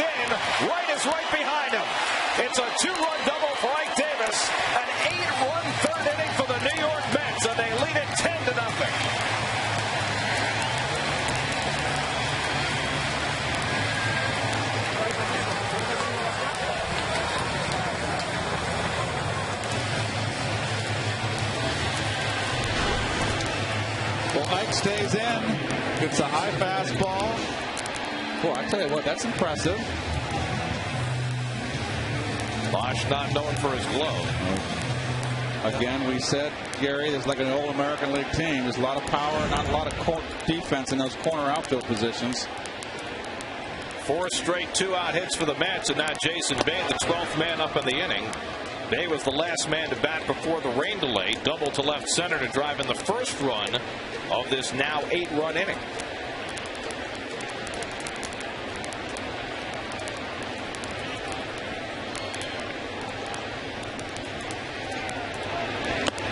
At the feet of Jason Bay, 2-0. This Ray will be here till the cows come home. Well, it's been a long time since John Neese threw a pitch in this game, and it's been a pretty long time since he warmed up to come back from this rain delay. I mean, the game restarted at 9:10. He finished warming up about 9 o'clock. That's a half hour ago. I would be real apt if I was the manager to let him get 6 outs, get himself a Willie, and use the bullpen the rest of the time. Oh, Willie. I love that. I've not heard that one in a long time, RJ. 3-0 to Bay with Barajas on deck, and Thomas throws a strike.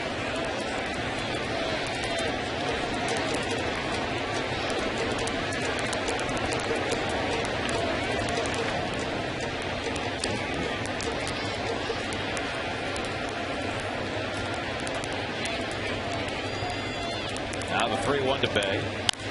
Fouls it away. The last 8-run inning for the Mets last season against Atlanta, August the 18th, they had an 8-run inning. The biggest inning in Mets history, an 11-run inning in Chicago. Sunday night game a few years ago that we didn't get to do. And the Mets had 2 grand slams in 1 inning. Right. It was in July of 2006. 3-2. And Bay smacks one foul. Was it Beltran and Floyd, right? Yes. Grand slams and then 1 inning in Chicago.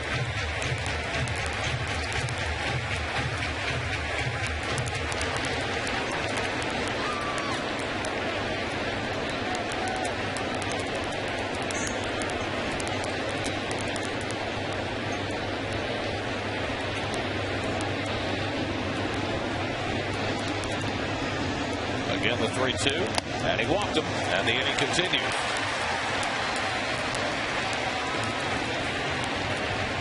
So 5 straight Mets have reached base since Neese struck out for the second out. So Thomas has come on and thrown gasoline on the fire, giving up a double and a walk to his first 2 hitters.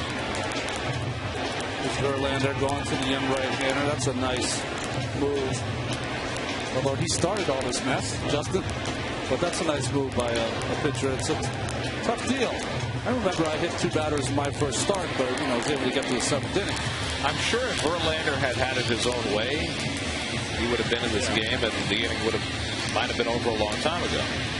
But that's a management decision to protect their most valuable arm. I mean, they've got $80 million invested in his right arm, and they weren't going to take any chances. Hey, even if he was a rookie making a little over $300,000, you wouldn't want to take a chance with a pitcher of that caliber.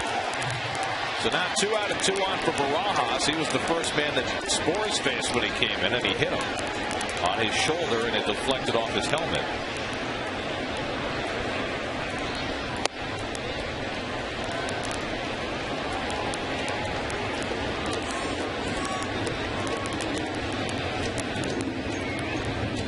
Davis with 2 hits in this inning. Last year in that 8-run inning against Atlanta, Luis Castillo and Gary Sheffield each had 2 hits in that inning. 2-0 now to Barajas, and Thomas having all sorts of problems throwing strikes. Got a mix and a strike, didn't he? Well, our intrepid statistician Dave Freed has looked it up. The last pitcher to hit the first 2 batters he faced in the majors, Gary Knotts with the 2001 Florida Marlins. About that. Is that the incredible Mr. Lippett? Oh, that was Don Knotts. Here's the 2-0. And it's 2 high, ball 3. Wow. Jim Leland's been around long enough to know that sometimes you're going to have nights like this, but it doesn't make it any easier. He's just trying to figure out how he's going to get enough pitching to get through the next 6 innings.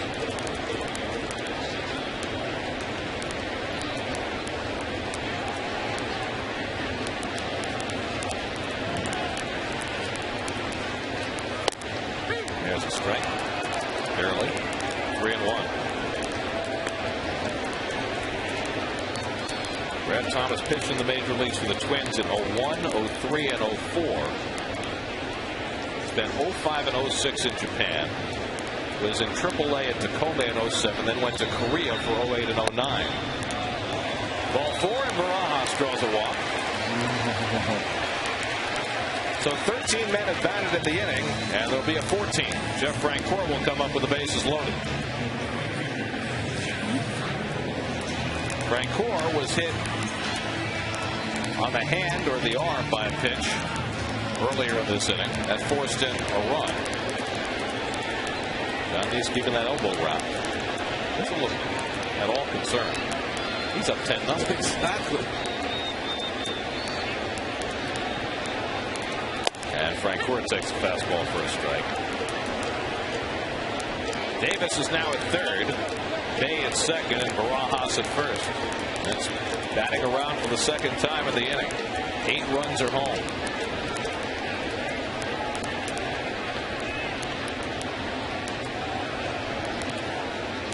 And Francoeur drives one to left, but Bosch is there and picks it off to end the inning. But 14 Mets came to bat, and they score 8 runs to lead 10-0.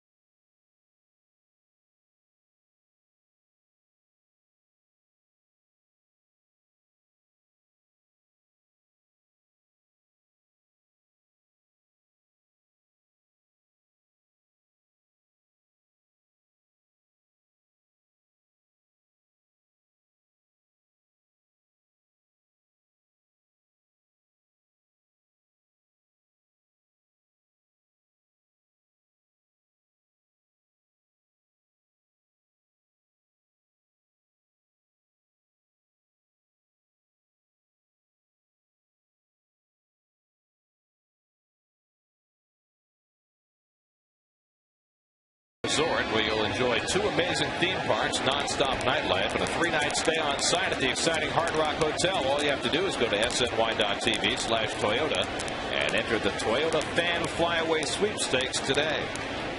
Well, John Neese threw his last pitch at 8:04. It's now 9:36, and he throws a strike to Maglio Ordonez. That's with 8 runs in and around a rain delay, and they've given Neese a 10-0 lead. Ordonez smashes one, and David Wright goes down to make a nice stop. 1 out. Well, nice play, David.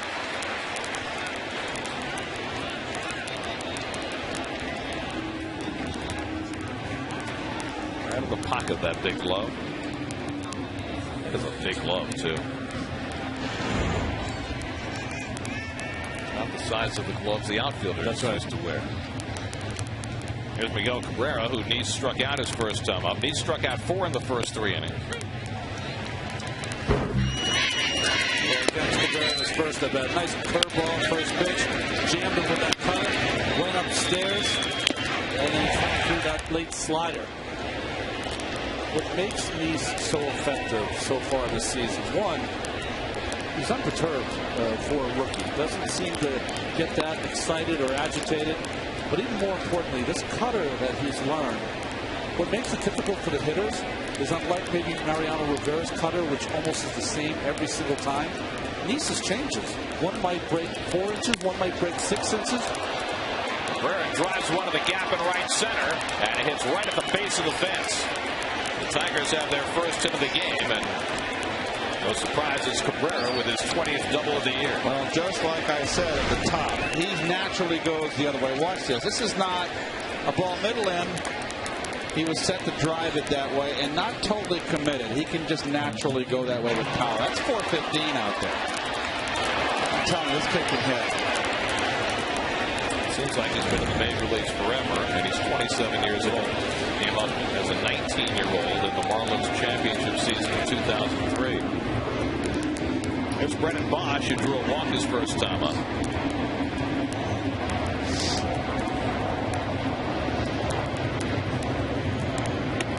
Ronnie, you're talking about the cutter, and the numbers we got today indicated that so far this season, Nice has thrown his cutter 26.7% of the time. At what point is the percentage too high? Well, I honestly think there's a lot of his pitches that are hard for people to chart to. I think he goes more than 26.7% of cutters. I don't think the percentage it's not bad for him. I think what I was trying to say before is because every cutter is different. Bosch drives one to deep right center, headed out toward the wall, and it's out of here. Wow. The rookie Brennan Bosch with his 11th home run of the season and a very impressive shot off the left-hander to put the Tigers on the board. It's now 10-2. Boy, I tell you what, that Geico sign is like a magnet tonight. Everybody's peppering that 415 out there. That was way out. That is some power.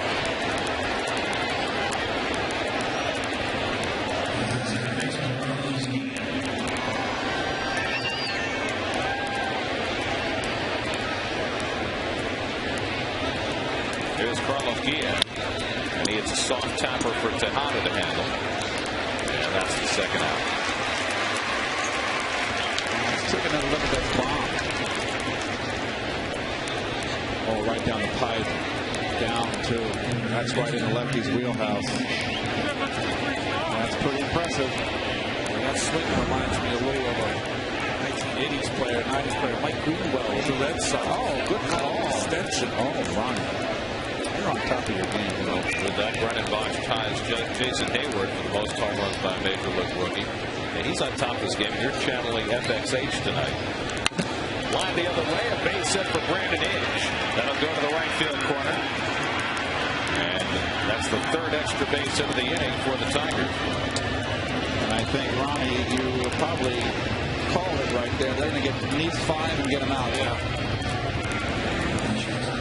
The IOTV pitch differential, well, he wanted it away, and it's down a little lower, right down Broadway, and that's right into the lefty's wheelhouse.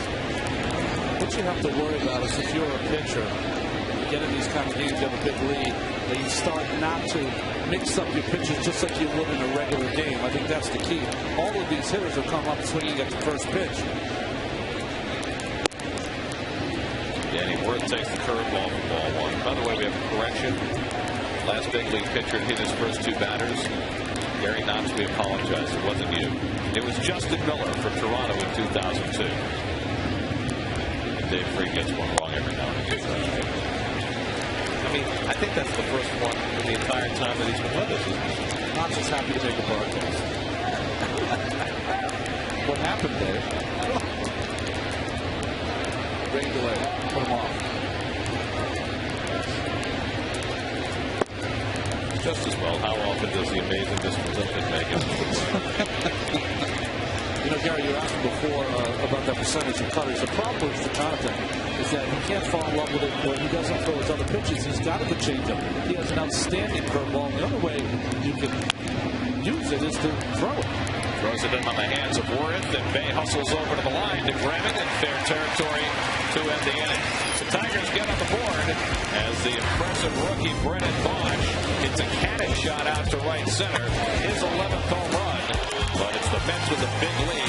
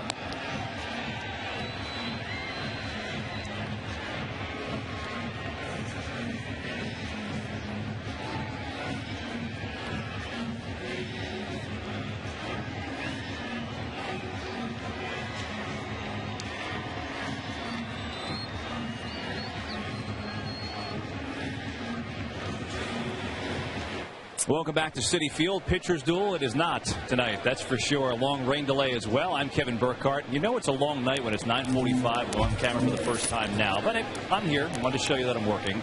And if you missed the news, Carlos Beltran is the news today for the Mets, besides, of course, their ace-run inning.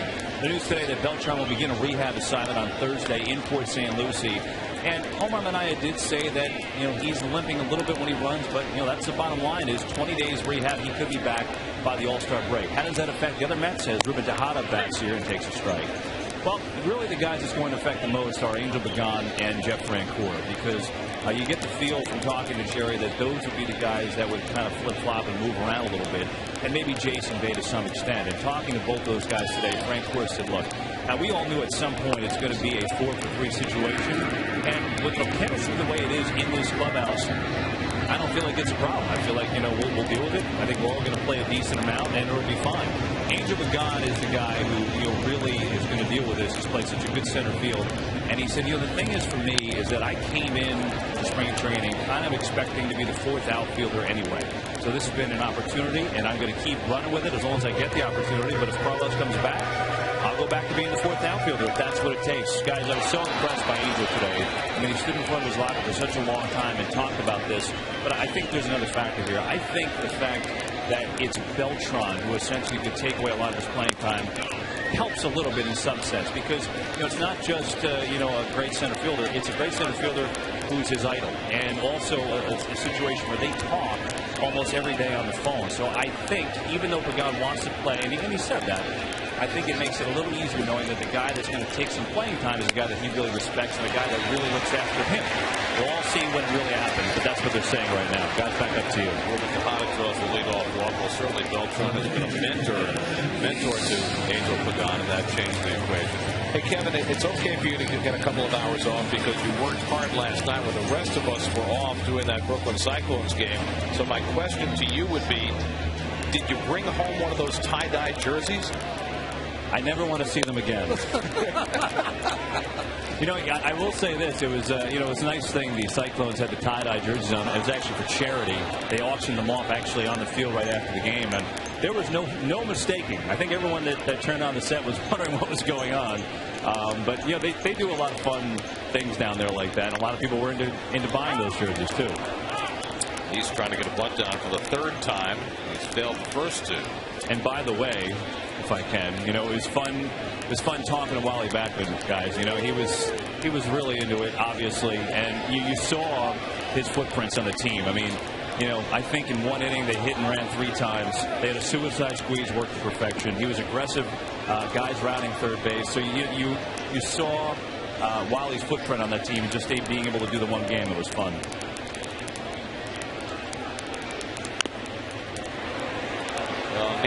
And by the way, if Wally was watching Jonathan bunt right now, it wouldn't be very good. It wouldn't be very good. I'll tell you, if Jonathan was in the classroom, he had to stay after and run 100 times on the chalkboard. I kind of learned how to bunt. 10-2 makes it a little easier. Yes.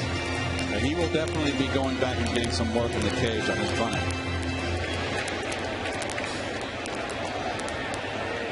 Maybe it's time for him to swing. All these pitchers are talking to themselves. You guys are crazy. You know that? Yeah, absolutely, especially the lefties. I have no problem with that. Hey, he got it down. And Larry almost lollipopped it away. But the sacrifice successful, 2-4. Well, he's going to get it in the dugout. He's going to get it.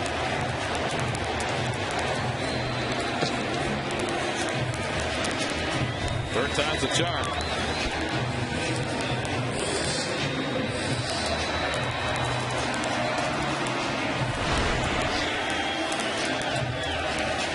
Well, actually, it's the 6th time, isn't it? No, the 9th time. Better late than never. So now Reyes, who has 2 hits, has scored 2, driven in 1, stolen a base tonight. Takes ball 1 from Thomas. Has anybody thrown strike 1 with his Tigers staff tonight? No, they've been struggling, I'll tell you. Even Verlander. And normally has pretty good control for a hard throw. Wound up walking 3 batters in 2 innings plus.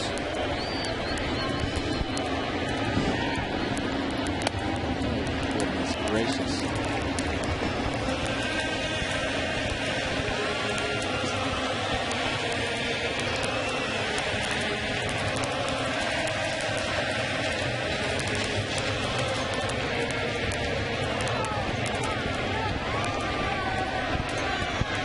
Reyes with his 2 hits tonight has his average up to 276.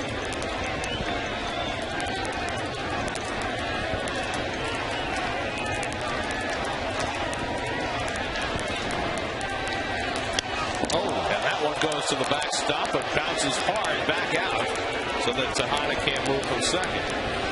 Reyes thought it was his. I don't think he was going to first base, it looked like. No, I think he did. Let's see. Unless it hit his chain. No, I missed him. How'd the catcher miss it? Because he wasn't looking at it. Gee, what's going on? Scoreboard just put a strike. That ball wasn't fouled off, was it? No. That was a ball. So it should be 3-0. And they just changed the scoreboard. Our guy had it right. Is this going to be this guy's 4th walk in inning of work? Not yet. Well, there's another pitcher up in the Tigers bullpen, so despite the score, Jimmy Leland is not going to just leave Thomas out there to struggle once he gets his act together. There's a strike, letter high, 3-2. Fute-Ni is up in the Tigers bullpen.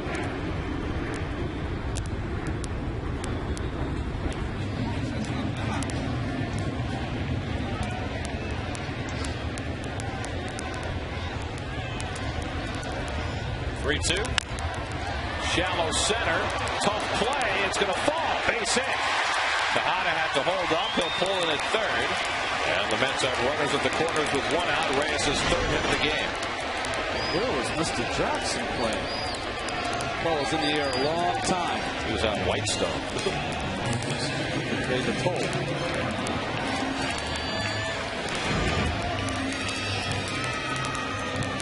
So the two guys at the top of the order have been big time in setting the table tonight.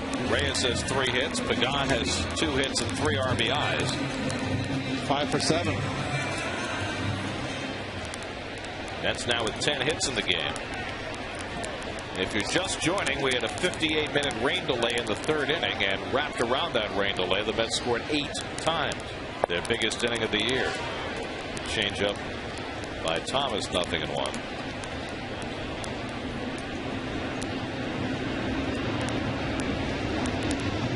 Pagan batting right-handed for the first time tonight.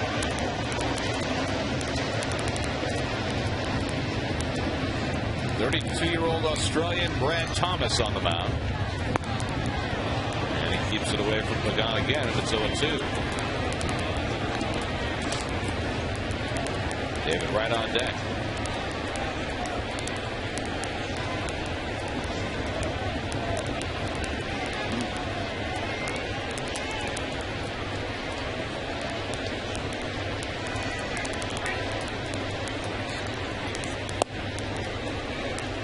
Kevin was talking about Pagan handling the questions well today about the not quite imminent return of Carlos Beltran. And the one thing Jerry said today, he said, you know, Pagan's the guy who's going to have to move around. You're not going to move Bay from left or from right or Beltran from center. And that question was asked today as Pagan drives one to center field, chasing Jackson back, and it's over his head. Tejada is in. Reyes to third. It's a run-scoring double for Angel Pagan. He has a triple, a single, and a double in the first 4 innings. And the Mets lead 11-2. Well, they dunked one in front of him, and they get one over his head. Tough day out there for Austin Jackson. He's just coming back from back spasms. Yeah. That's not going to help. No. Reyes got caught stutter stepping around second base. I think also you get into these kind of games, you start to go base to base a little bit. That trying not to rub it in. Here's David Wright. David, a sacrifice fly, a walk, and a single. They'll be intentionally walked, and they'll bring up Mike Davis, who greeted Brad Thomas with a 2-run double in the last inning. They'll face him again, this time with the bases loaded. You know, Gary, you were talking about Pagan there, about the guy, he would be the guy to move around to right and to left. But what about the batting order?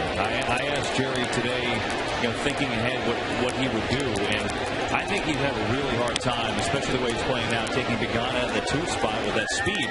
I said, where do you see Beltran fitting? He said, well, I don't see him fitting to because that requires a speed kind of that the Mets have there now. He said, you know, Beltran, I see him between 3 and 5, but that might be the biggest thing is how do you take Pagan out of that 2-hole? And it is still a long way away, but that's an issue. And there's another piece, too, and I was just about to bring it up before Pagan hit that ball, and that is that the question was asked, both of Omar Minaya and of Jerry Manuel today, whether, you know, Beltran's coming back wearing a brace.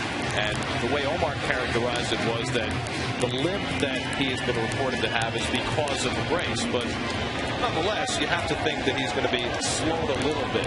So the question is, are the Mets better off with Beltran in center or on one of the corners when he comes back? We'll have to see how mobile he is. And both of them said he is absolutely going to be a center fielder. And in fact, in this ballpark, maybe not a left field, but in this ballpark, you've been playing center field your whole life. That's going to be an easier place for them to play than to try to learn right or left field. It's not like one is a real short field that's going to stop him from having to run a lot. Center field will be the easiest place on his knee. Up and in, and it's 2-0 to Mike Davis. Brad Thomas just all over the place. Well, they're nice problems to have for a manager. And also, it's going to increase the depth of this ball club as far as the bench is concerned. Also, it's way too premature. 20 days is a long time when a guy's coming off an injury and he hasn't played in real games. Davis takes a big hack, and it's 2-1. And I guess, as you say, we have to wait and see just how mobile Carlos is going to be when he comes back. Is he going to be the old Carlos Beltran or some fraction of that?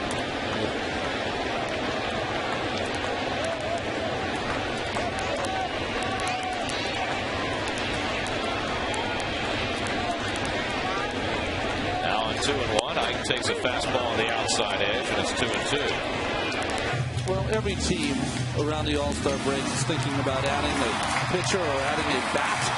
And if they get something close to 100% of Carlos Beltran, what an addition that is to this ball club.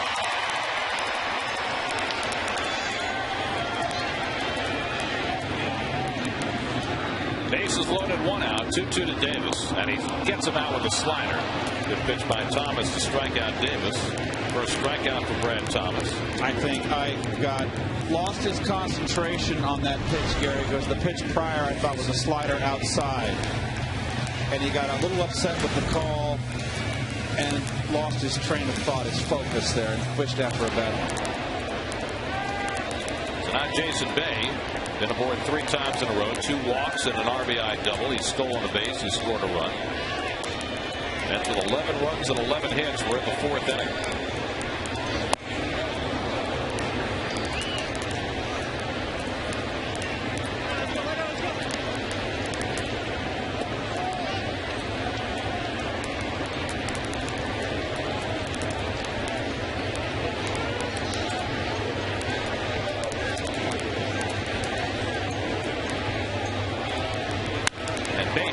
Sharply right at the shortstop Worth, and the inning comes to an end.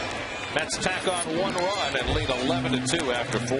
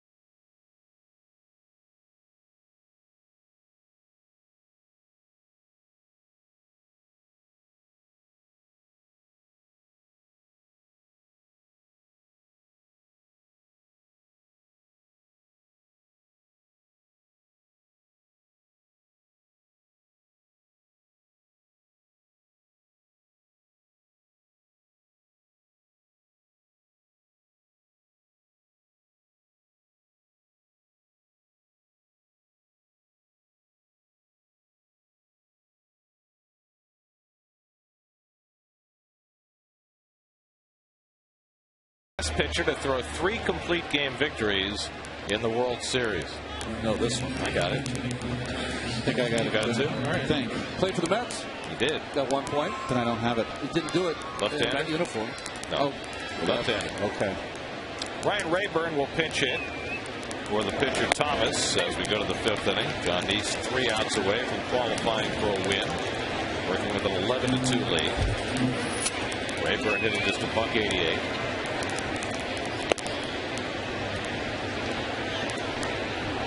Rayburn, then Austin Jackson and Gerald Laird for Detroit in the 5th.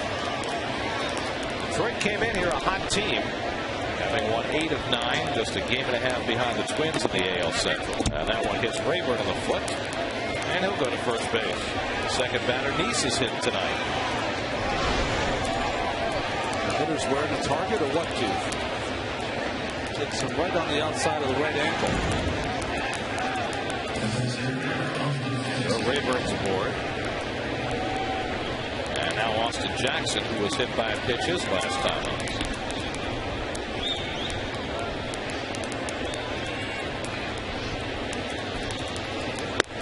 Phillies have won their game. They beat Cleveland 2-1. Another fine outing for Jamie Moyer. 8 innings, 2 hits. So he had the 1 bad start where he gave up 9 runs, and he's come back brilliantly in the last 2. guess he's not washed up yet. Out to right center field. A long run back from Pagan. Deep in the gap. Looking up, and it's off the wall. Rayburn to third is being waved home. And he'll score without a throw. Austin Jackson with an RBI double. And now it's 11-3. Well, you're just trying to get Jonathan here with a W. What'd you call it, Ronnie? A W. Well, these hitters, both the Mets and the Tiger hitters, are making this field look small. No problem going off that wall in right center field. It's a muggy night, too. Don't they know that's the deepest part of the park? Yeah, I guess not. Everybody sends it out there. There's Gerald Laird, who's popped up and taken a call third strike 0-2.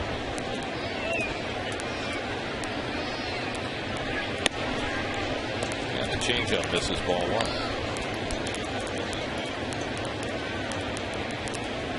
The Braves are getting crushed in Chicago tonight, 9-3 in the 6th inning.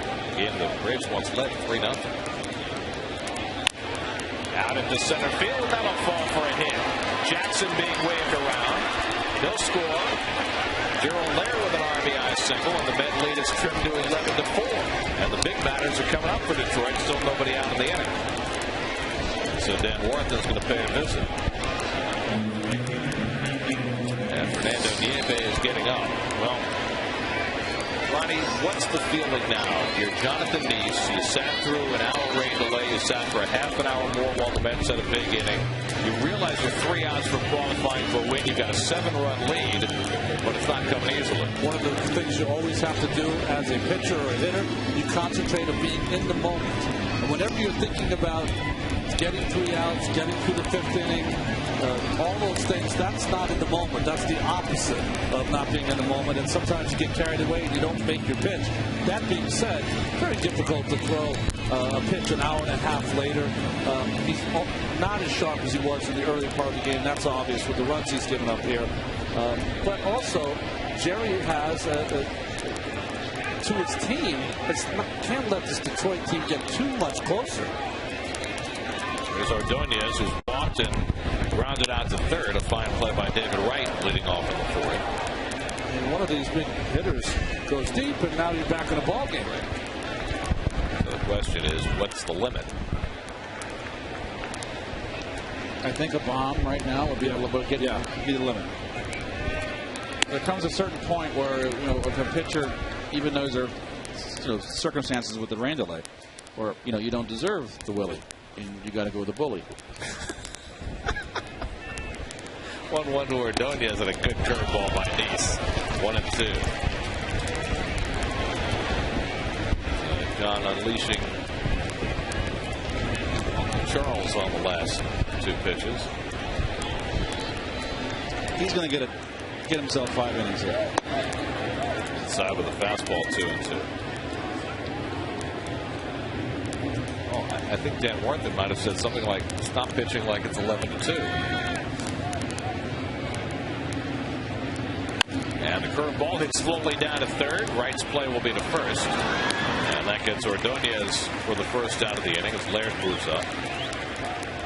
You were mentioning Jamie Moyer before and his fine effort beating Cleveland 2-1. In that game, though, the run was scored on Russell Brandon hit a home run, which not a big deal, except for it was the 505th home run that Jamie Moyer gave up, which ties him with Robin Roberts, most all time.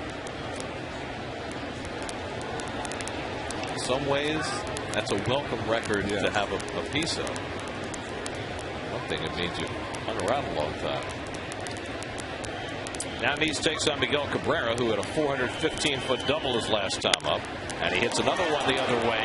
Frank Court chasing back. Onto the track, has room to make the grab. Laird tags at second, heads over slowly toward third, and makes it. I don't know if we have a shot of Laird actually making that dash from second to third. That's about as slow as I've ever seen anybody run. Frank Court had a little trouble with that ball, didn't he? Watch this.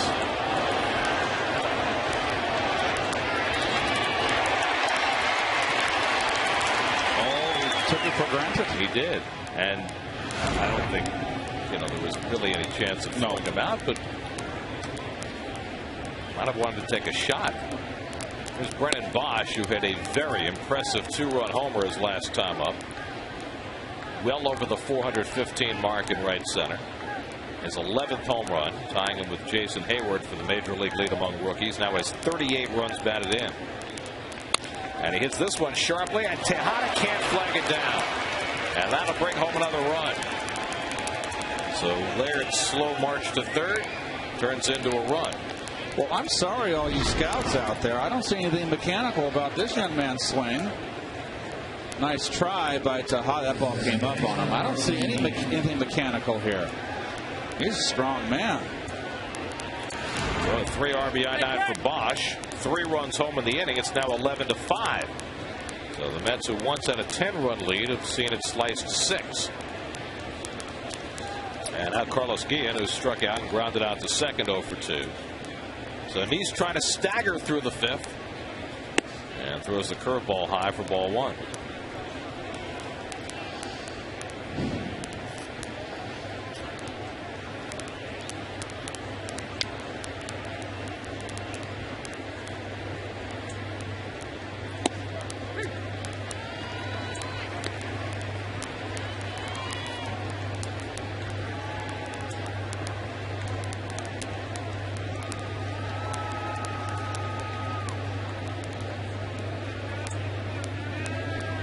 Now the 1-1 from Nice.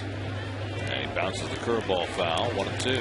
I think you made a good point, Garrett, that when Dan Warren went out there and said stop pitching like it's a 11-2 game and start mixing in your breaking stuff.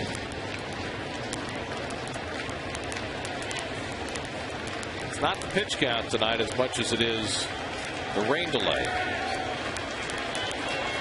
This will be his 80th pitch and maybe his last. Slow ground ball. He slides after it and then kicks it. It's a fair ball and a base hit for Guillen. So Guillen topping one and winds up with the 4th hit in this inning. Well, swing and bunt, and when I saw him slide run, I go with hamstring, please. Look at the dirt on that ball. Look at the mud and the spikes. Yep. So we need those tongue depressors. That's right. Ute Knee working in the bullpen for the Tigers will be on to pitch in the bottom of the inning. Now with 3 runs home in the inning and 2 men aboard, Brandon Inge the batter. Inge hit an opposite field double his last time up. Inge has got power. 1 swing of the bat here, and all of a sudden we got a ball game again. Again, the Mets once led 10-0. For the record, the Mets have never blown a 10-run lead in their history. Largest lead they've ever blown was 8. That was back in 1980. They had an 8-run lead in Chicago and lost 12-9. I would bet the wind was blowing out that day. Yeah, that's when the Mets were stinkers too. 3-0.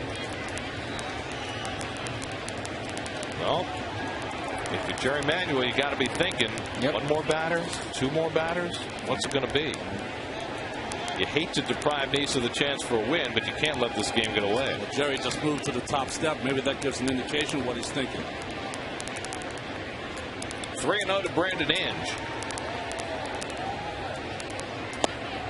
And he walked him, and the bases are loaded, and that's going to be all for Jonathan Nice. So Nice loses his chance for a 4th straight victory. He issues his 3rd walk and just was not able to put the inning to bed. And so Fernando Nieve is going to come on, and Nice will get a no decision tonight. Tough finish for Nice. Nieve will come on. 11-5 New York in the top.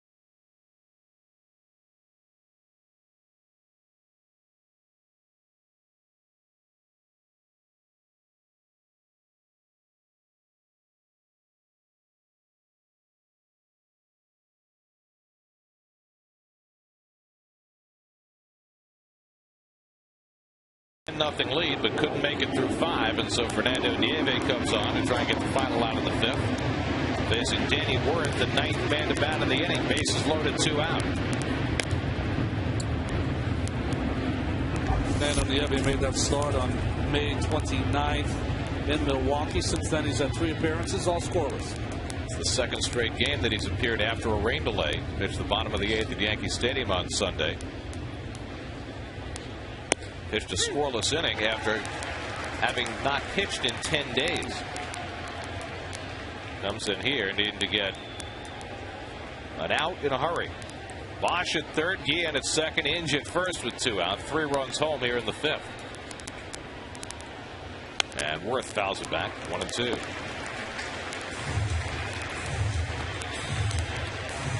If Worth keeps the inning going, Ryan Rayburn would be next. Rayburn pinch hit for the pitcher leading off the inning. If you bat a 2nd time in that situation, it's not considered a pinch hit appearance. Just a limbo appearance.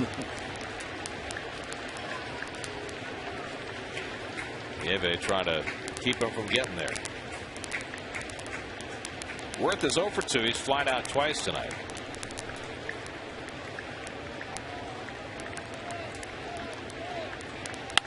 Line base hit.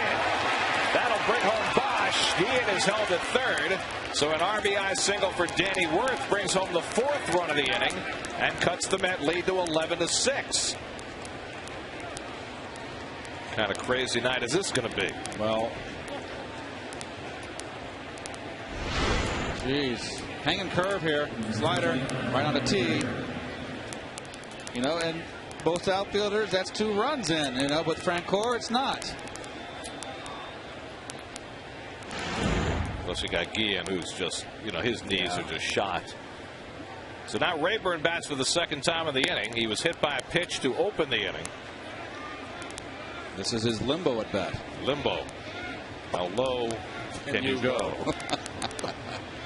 11-6 in the top of the 5th. That's pretty low. Yeah. 1-1 to Rayburn. Guillen now at 3rd, Inge at 2nd, and Worth at 1st. The Mets scored 2 in the 1st and 8 around a rain delay in the 3rd. The Tigers got a 2-run homer from Bosch in the 4th. The Mets added 1 in the bottom of the 4th to go up 11-2, but the Tigers have struck back with 4. And now Nieve ahead on Rayburn, 1-2.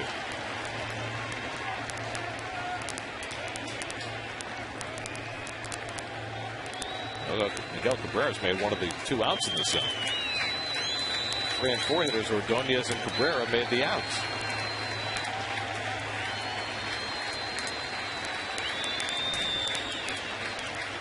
One-two. On the outside corner, strike 3 call. And so the inning finally comes to an end. Hey, we have an official game tonight. 11-6 New York halfway through.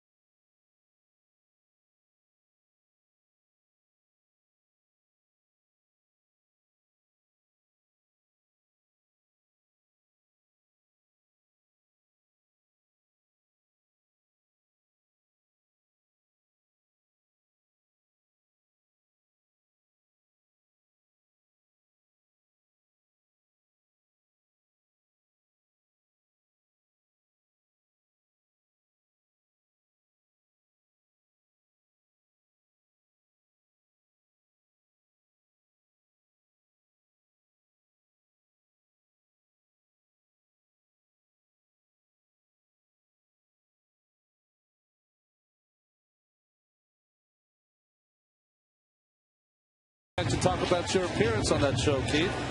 You were outstanding, by the way. My guest star appearance. You were outstanding. Yes. It's one of the most memorable shows of all the Seinfeld shows. I mean, it's got to be in the top 5. I've always heard that in the surveys that they do, that it is always rated the most popular. Really? Well, I mean, you can just tell by the way people react. I mean, you've said it before, there are probably more people who know you for your Seinfeld appearance than for your baseball career. Absolutely. I was very fortunate. Looking forward to it. Ni is pitching for the Tigers in the bottom of the 5th. I will tell you, if you ever move, don't ask me. Oh, I hear you.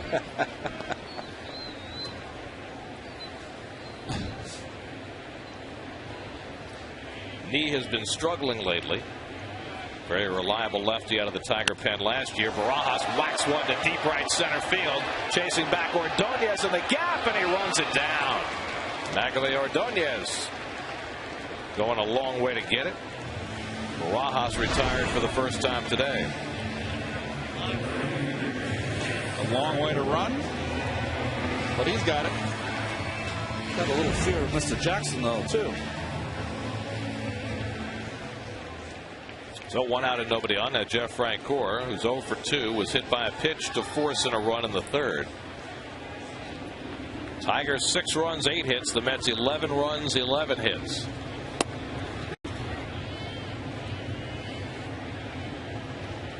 Is there anything in particular, Keith, that you're looking forward to tomorrow night with Jerry here? I want to talk about what I found most fascinating about that show. Francoeur has his first hit of the night. Was that everybody always sees the finished product, but it's a whole week of rehearsal, starting Monday morning, and ends basically a Saturday afternoon when you do the whole run through in studio. But the creative process in the beginning, when you sit down at the table with all the principals, and there was Larry David and all the 4 principals, actors, and there was 3 other writers also, and all the heads getting together and reading the script and saying, how can we make it better? And how the show evolved from Monday to finally doing it in front of the NBC suits at 5 o'clock on Friday afternoon. Francoeur running, and he steals the base. Meanwhile, Tejada came up limping. I'm not sure what happened to him. He took a bad step somehow. Or did he get stepped on? He got stepped on. He got stepped. That guy's a truck horse back there. And now concern for Tejada. Jerry Manuel's going to come out for a look. So will Mike Herbst. That's he'll be able to shake that off. I mean, if you've played baseball enough, you have 10 spikings a year. I mean, I've never seen that happen. Don't put him on a china shop. Look at Chip Hale laughing. Jeez.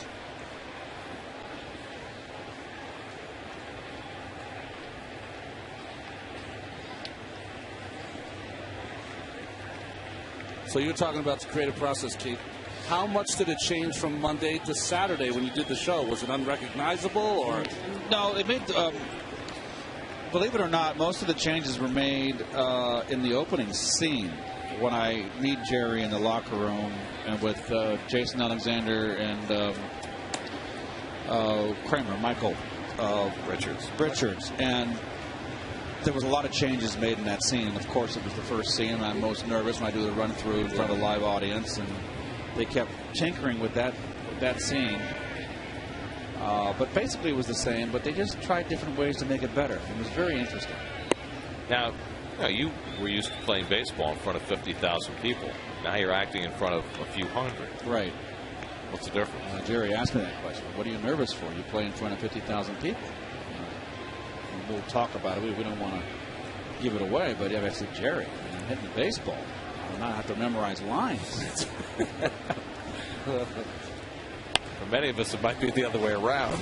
Off the end of the bat for Tejada.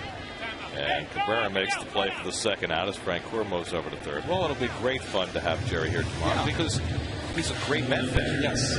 So we have lots of avenues to go down with Jerry. It'll be fun. Very revealing. Now, Jerry's of the age that the 69 team would be his team, right? Yeah, I think he's about our age. Yeah. Fernando Nieve gets the turn at bat. He's had one at bat this year.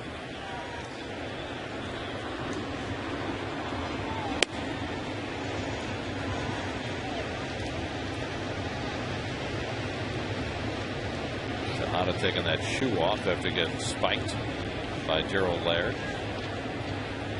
On the toe. Oh, he got cut. Oh, well. Here's your Delta fifth inning recap. Lots to recap. Mets with an 8-run third inning, their biggest inning of the year. The two guys at the top of the batting order have been a wrecking crew, Reyes and Pagan. Pagan already with a single, double, and triple. Get a couple of cracks at hitting for the cycle tonight. Nieve, not a bad hitter, a lifetime 192 coming into this season.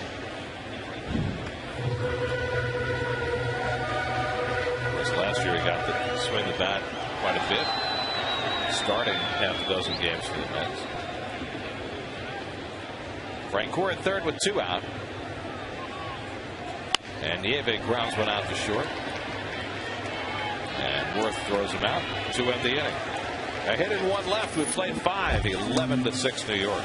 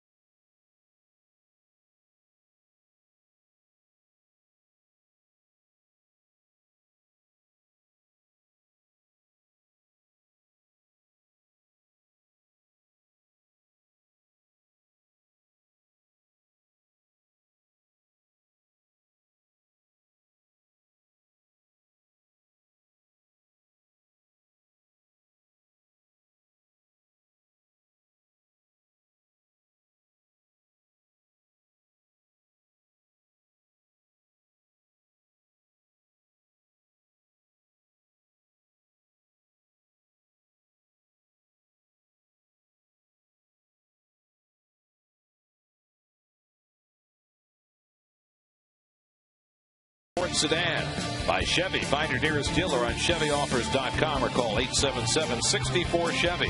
And by State Farm. Today's State Farm agent of the day is John Garfinkel of Brooklyn.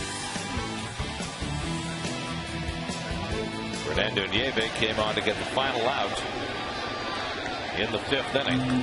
Stays on to pitch the 6th with the Mets up 11-6.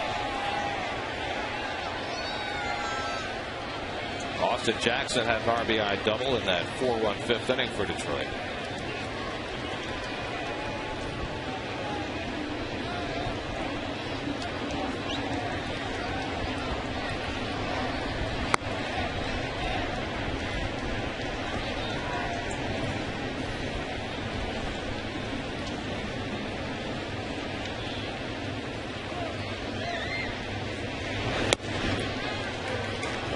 Jackson. Ronnie, I always feel that Nieve loves that outside corner on right-handers, and I think that he throws hard. I would like to see him throw more inside to right-hand hitters. Like that. I agree. I think that he is a little reticent about going in there because when he throws it inside, the ball chases the right-handed hitters, and he gets a lot of hit by pitch. But I think if he went in there, especially with the ball, two-seamer that sinks, he could get some quicker outs on the ground.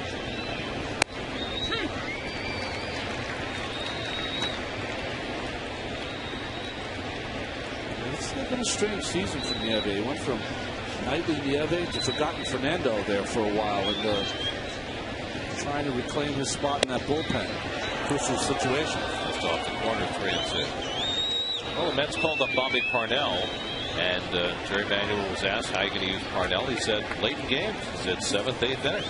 So if they're ahead in the 7th, they're going to use him. If it's tied in the 8th, they'll use him. Swing and a miss, and Jackson is fanned. Back-to-back strikeouts for Nieve. 1 down in the 6th. Let's check in with the studio. Chris Carlin standing by with the New York State Smokers Quit Line game break.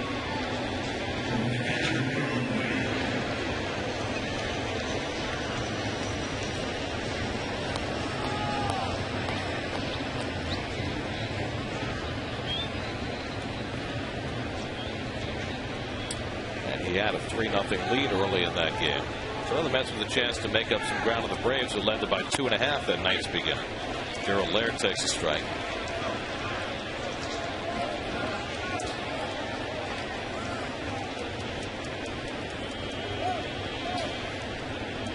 Laird is 1 for 3, singled in a run in the 5th.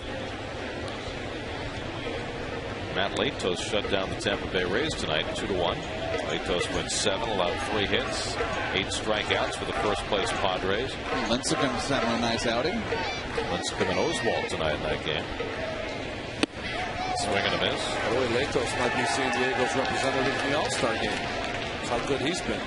Well, the first baseman should definitely get some consideration, but that's a tough position.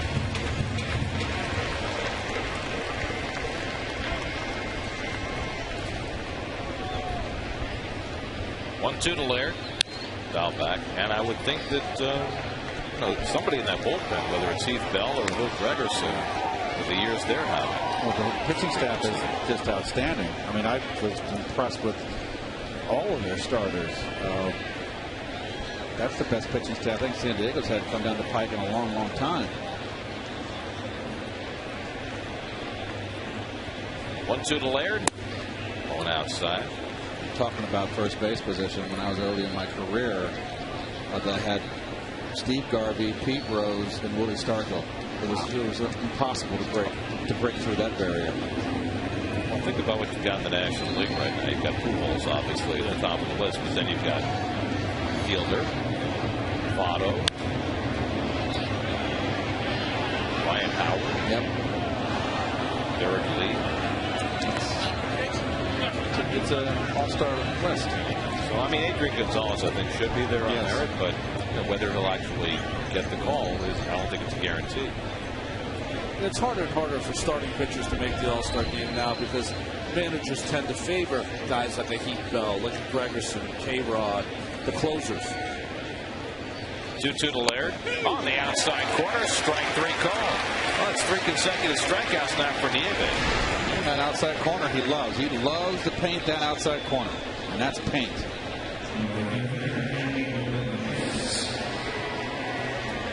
Just like Rayburn to end the 5th inning with the bases loaded. Caught looking is Gerald Laird. So 2 out and nobody on. Now Magglio Ordonez 0 for 2 and a walk.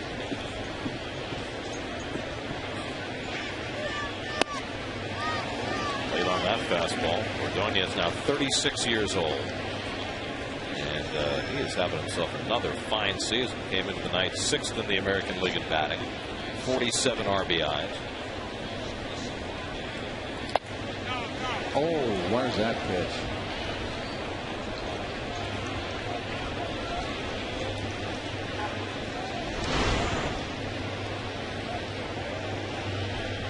Good call, Bob. Outside.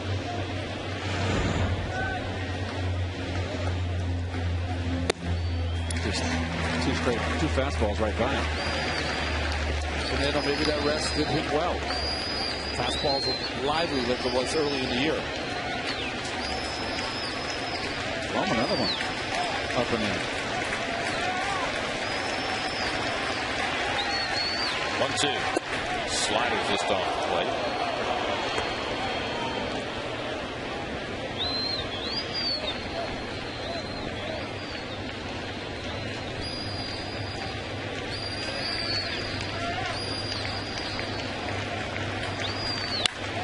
Foul play. Actually, Ordonez played for Jerry Manuel in Chicago earlier in his career.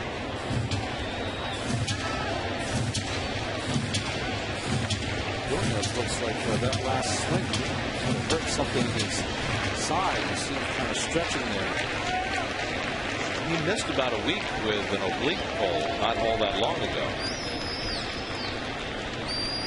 2-2 from Nieve, and he just missed that outside corner where he's been living. 3-2.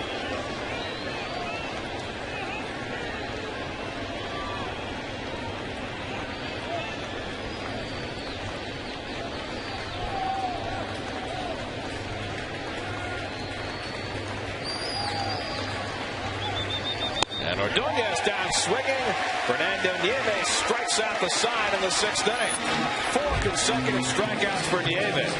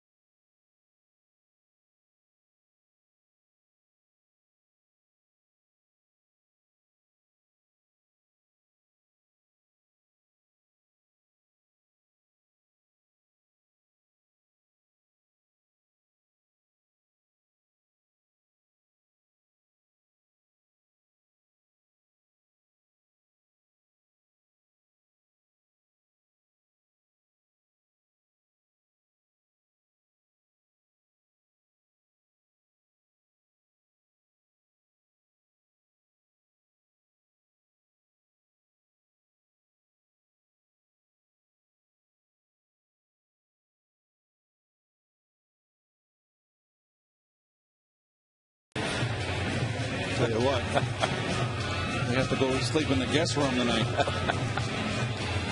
Let's answer our AT&T trivia question. Last pitcher to throw 3 complete game wins in the World Series, 1968, right? Mickey Rowan. For the Tigers, he was not the ace of that staff. Denny McLain won 31 games that year, but Lolich was the star in the series against the Cardinals. Well, Jose Reyes leads off against Fute-Ni in the 6th inning. Reyes already 3 for 4 tonight. He's stolen a base. He's scored 2. He's driven in 1. Angel Pagan, who's just a home run shy of the cycle, is on deck. Reyes was the last Met to hit for the cycle in 2006 at Shea Stadium against Cincinnati. So he's the last Met to hit 3 home runs in a game, and he's the last Met to hit for the cycle.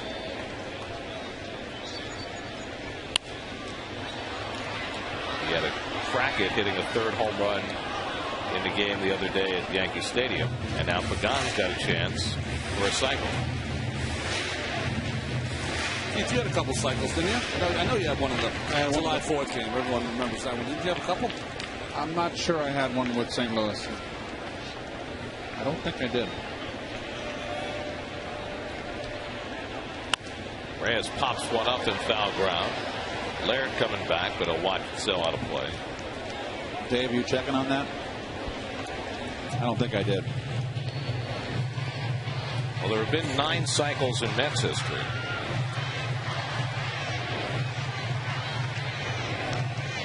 But none yet here at Citi Field, which you would think would be a good place to hit for the cycle, because the hardest part is generally the triple. And this is the place that breeds triples. Swing and a miss, but it gets away, and Reyes will reach first base safely. kind of the night it's been.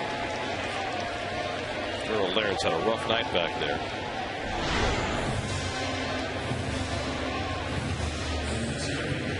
Got off his shin guard. Can't turn the side saddle like that if you want to block the baseball. So it's a strikeout and a wild pitch for Fute-Ni, and Reyes is aboard for Angel Pagan. Pagan tripled to right center in the first to drive in a run. He grounded out in the second. Singled to right to drive in 2 in the third, and then doubled to center field to drive in a run in the fourth. He has 4 home runs this season, 1 as a right-hand batter.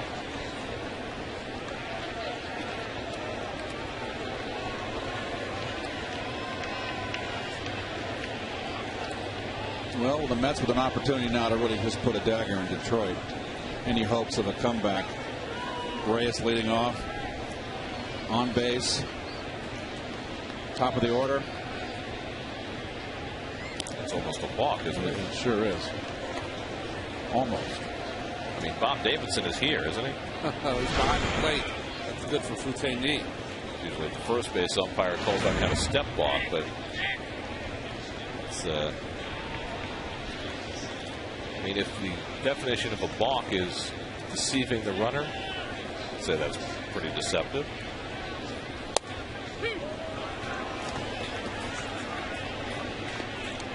Dave Fried has checked it out, Keith. With that one cycle. That's what I thought. 19 inning game in '85.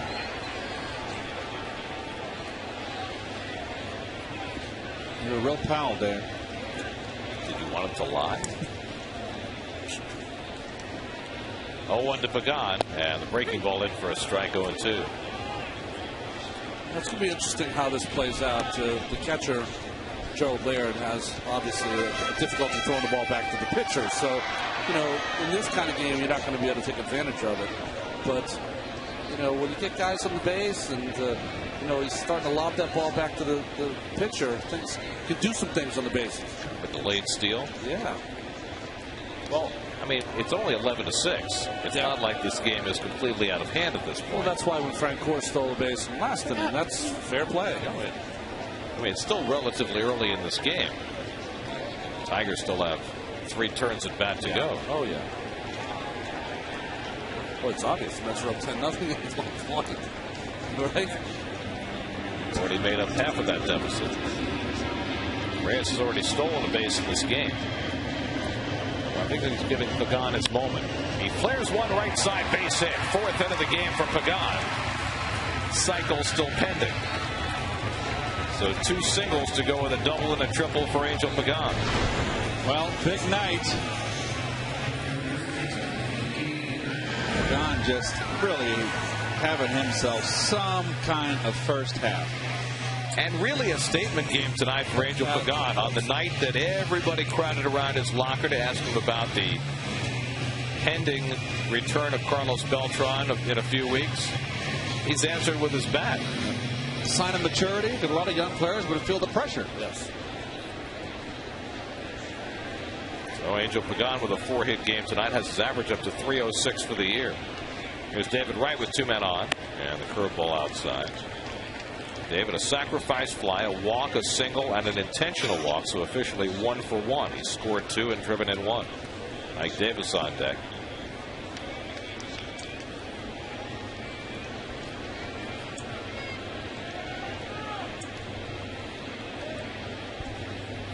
Line down the left field line. That'll settle in. Fair ball. Into the corner. Reyes scores. Pagan to third. David Wright with his 2nd RBI of the night. A 2-base hit for David, and it's 12-6 New York. Well, I know it's shocking for you guys at home that David Wright would tee off on the soft left-hander, but another double down the line's able to stay back in that changeup. I'm surprised that with the club just kind of this close that Leland would stay with a left-hander.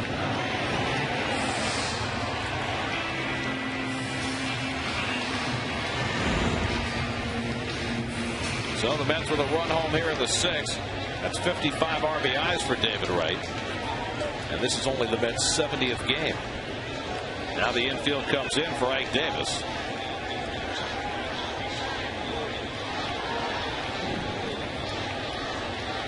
Maybe we hate doing these things, but David's on a pace for 127 RBIs. It's great. It's great.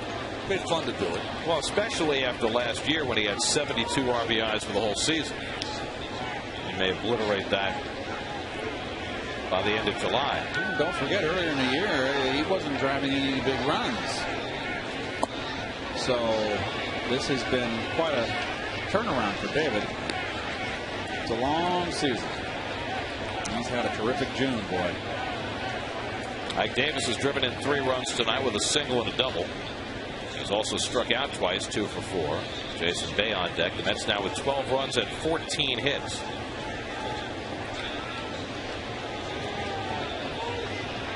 Fute-Ni, the fourth Detroit pitcher. Justin Verlander didn't come back after the rain delay, lasted just 2 innings plus. Breaking ball flared out into shallow left, and that'll fall for a base hit. Racing in is Pregame. Wright stops at third. It's an RBI single for Ike Davis. His third hit and third RBI of the night as he just flicks in a run. And it's 13-6. Well, when it rains, it pours. Well, when you do something like this, completely full, and that's got a ribeye in it, you love it.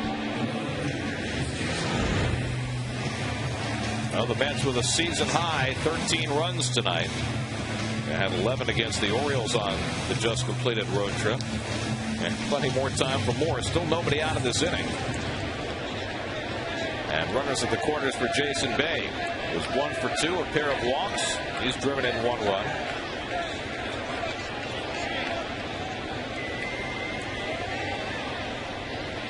Of the starting 8 tonight for the Mets, every hitter has driven in a run except Rod Barajas, who's now waiting on deck.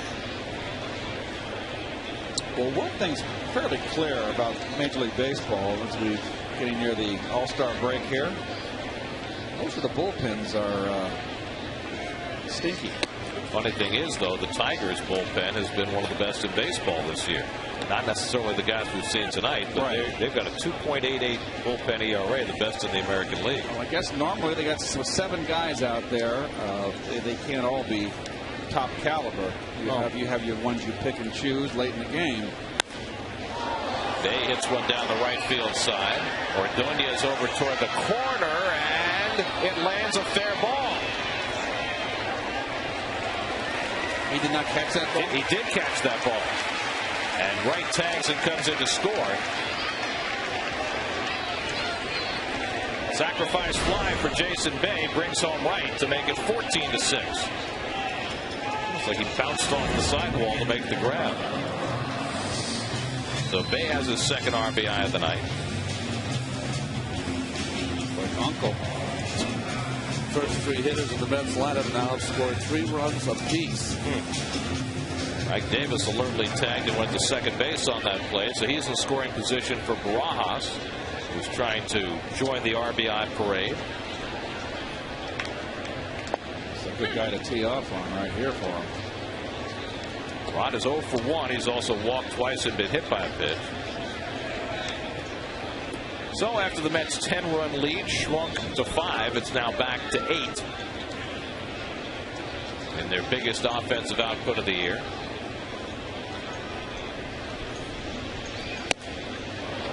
Fastball by Knee, and it's 0-2.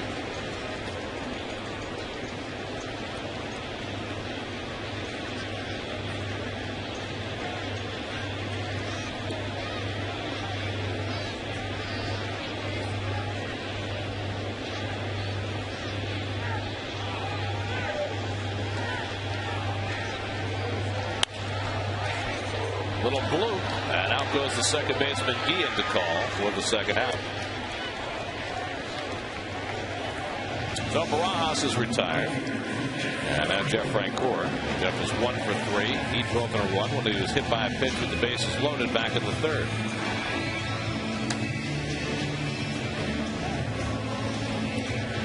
The first time the Mets and Tigers ever met in interleague play was in 1997. They played 3 games at Tiger Stadium.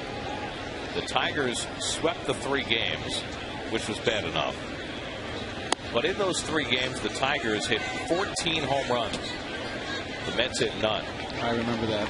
Bobby Higginson, over the course of 2 games for the Tigers in that series, tied a major league record by hitting 4 consecutive home runs.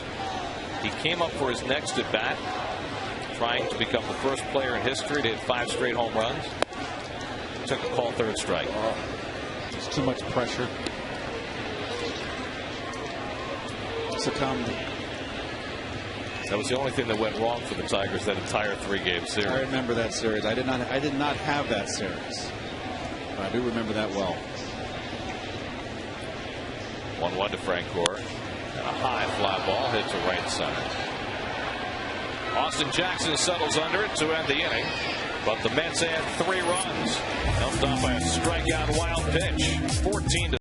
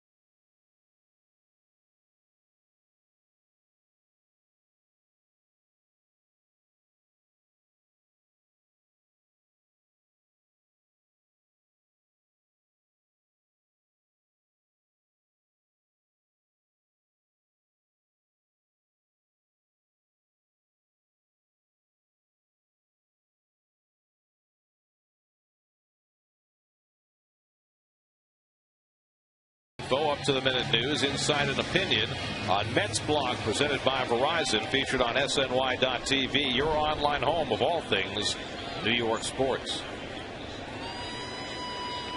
Miguel Cabrera leads off in the 7th inning with the Mets up 14-6. Fernando Nieve has struck out the last 4 batters to face him. Cabrera tonight 1 for 3 and a long double to right center and scored the first Detroit run back in the 4th. Mets scored 10 before the Tigers tallied. Detroit got as close as 11-6. Now 14-6, the most runs the Mets have scored in a game since June 27th of 08. You might remember at Yankee Stadium, the day portion of a 2-stadium doubleheader, Carlos Delgado set a Mets club record driving in 9. And the Mets scored 15 runs that day. That's right. And I remember Kevin had a very good interview with him after that game. I don't remember that. Ball 4, and so Cabrera draws a leadoff walk.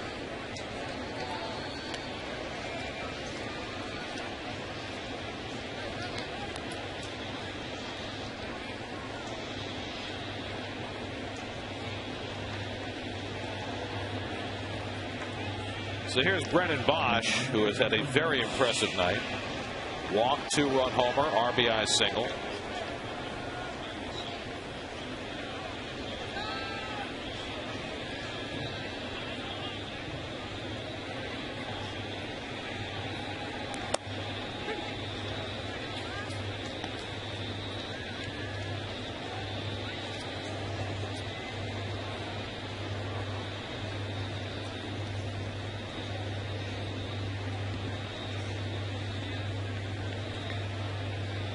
And Bosch hits another one deep to right. Back toward the corner goes Frank Core. He'll have room this time to make the catch. He almost got it to that short corner and right. So Bosch is retired for the first time today.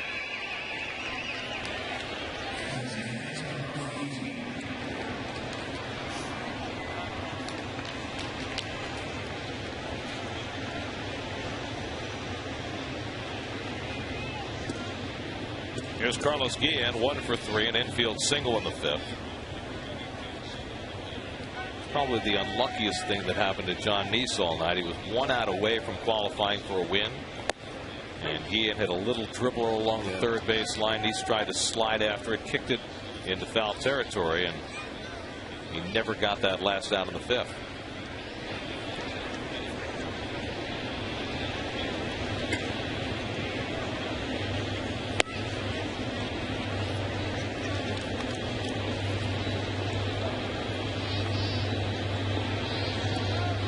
Brandon Inge on deck.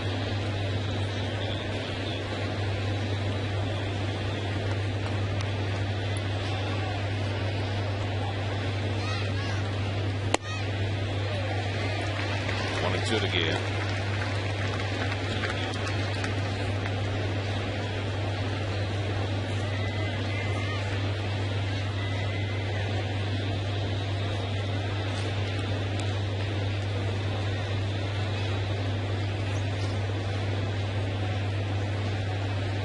Down the end is 1-2 and sliding low and inside. Hottest team in baseball right now. How about the Texas Rangers? They won their 9th in a row tonight to beat Pittsburgh 6-3. Josh Hamilton hit his 17th home run. The interesting thing about the Texas Rangers is they move ahead if they try to add someone to their team, because Major League Baseball is helping them with payroll. Ownership change. The Rangers are now 14 games over 500. Getting more mileage out of their pitchers, which is Nolan Ryan's plan all along. Turned into more than just a hitting parade in Arlington. Guillen hits a double play ball right at Reyes. Tejada with the turn. 6-4-3 to end the inning. 7th inning stretch time. Mets 14, Tigers 6.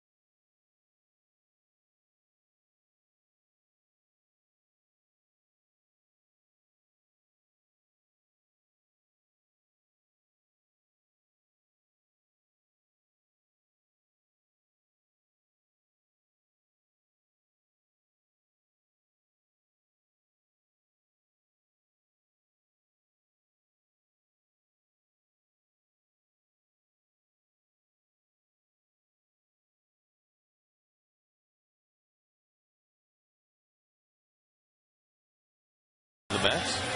What happened at late innings? I guess it is late innings. It's just a little different kind of game. Pitch in the 8th. Just like Jerry said, 8th inning with the lead. Isn't that what he said? There you go. It's a good time to get Tatis in at bat. He's in the on-deck circle. Well, Well, it's nice to see Bobby Parnell back in the big leagues.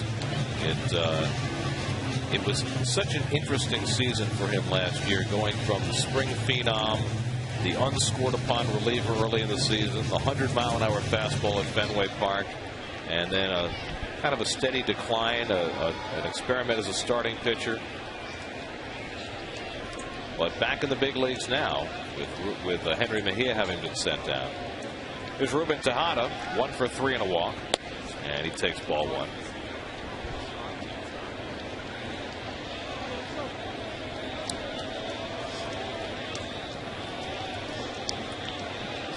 Well, if anybody gets on for the Mets here in the 7th inning, that means Angel Pagan will bat. Tejada pops one up, and Danny Worth retreats to grab it, 1 away. Pagan will be taking his second crack at hitting for the cycle, or even if he doesn't, a chance for a hit for a 5-hit game, and those don't happen too often.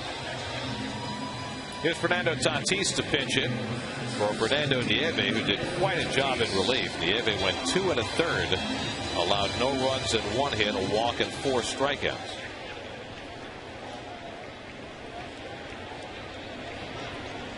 Tatis has had his success in pinch hitting at bats this year. Some of the other at bats that have been troubling for him. Appeared as a DH on Sunday at Yankee Stadium against Sabathia, and 2 strikeouts and a double play ball. But as a pinch hitter, he has excelled this season. Is that Kevin back behind home plate? Is that him? That's Mullion. There you are. Been looking for you. Only been here an inning, guys. Well, very observant. You're like a wallflower. This was Webby's test to see how much you actually pay attention to the monitor, and you failed miserably. Why would we watch the monitor when we can watch the game? You look like you're very excited back there. It's a great seat. I know. It's awesome. Tatis called out on strikes, and he has his first strikeout. So, Kevin, you're usually off on the side next to the dugout. Here you are 45 feet from home plate. So what's the difference? It's a world of difference. I mean, you see the rotation on the ball. I mean, these seats are incredible. I mean, right out of the hand, it's so crystal clear from the pitcher guys. And over on that side, you could see the pitches, but not like this. I mean, this is just an incredible vantage point on what the hitters are seeing, and you're so close. I don't think I'll ever go back to the well again. Might cost SNY a couple more bucks. We'll write a check for you. Laird squeezes the foul pop up by Reyes. Pagan's chance for a cycle will have to wait for the bottom of the 8th. Bobby Parnell.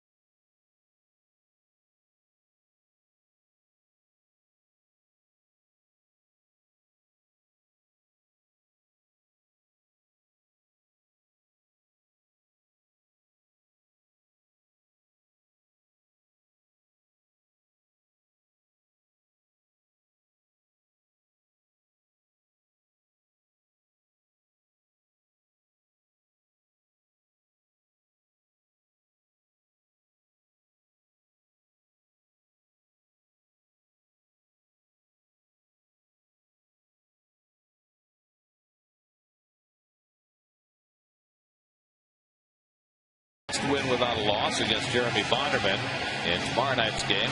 Isunori Takahashi goes for his 7th win against the imperfect kid, Armando Galarraga, on Thursday night. Now Bobby Parnell, who was in 68 games for the Mets last year, makes his season debut. You know, the one thing I noticed when he pitched for the Bisons in 24 games down in Buffalo, he appeared in 41 1/3 innings. So he was going some extended work out of that bullpen for Bobby Parnell. And it was very interesting to hear Jerry Manuel talk about him tonight, because he said we're going to stick to 1 inning at a time with Parnell. He felt, and the folks at Buffalo felt, he was better in that 1st inning than he generally was in his 2nd. A nice walk and strikeout ratio there. 17 walks in those 41 innings. Outstanding. Brandon Inge, first man to face him in the 8th inning.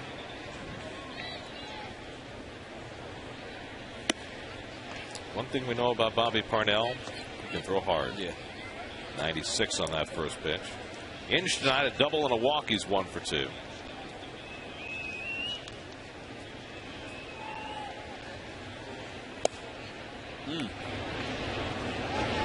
Quite a relief outing tonight for Fernando Nieve, who probably will get the win in this game, assuming the Mets hang on. 2 1/3 innings, no runs, 1 hit, a walk, and 4 strikeouts. John Neese went 4 2/3, so did not qualify for the win. So it's up to the official scorer to give it to the most effective reliever. It'll probably be hard to beat what Fernando did tonight.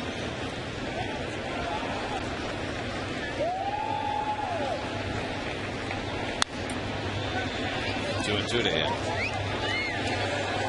Well, the folks in Buffalo said that Parnell's command came and went this year. He started off poorly, then really hit a good patch about 6 weeks ago. And his performance suffered a little bit, but lately he's been throwing more strikes, and that's what finally got him to call him.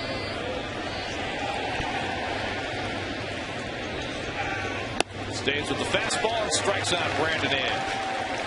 1 down in the 8th. Let's check in with the studio. Chris Carlin now. New York State Smokers Quit Line game break.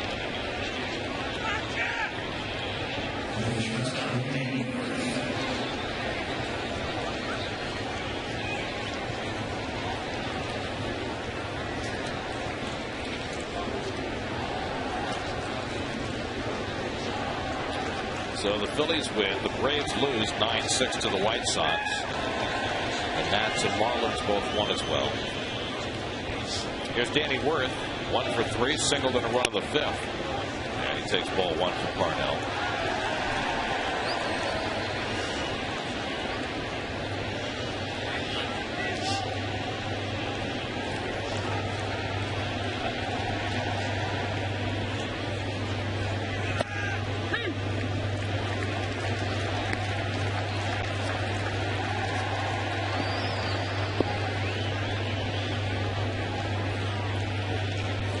Now 25 years old.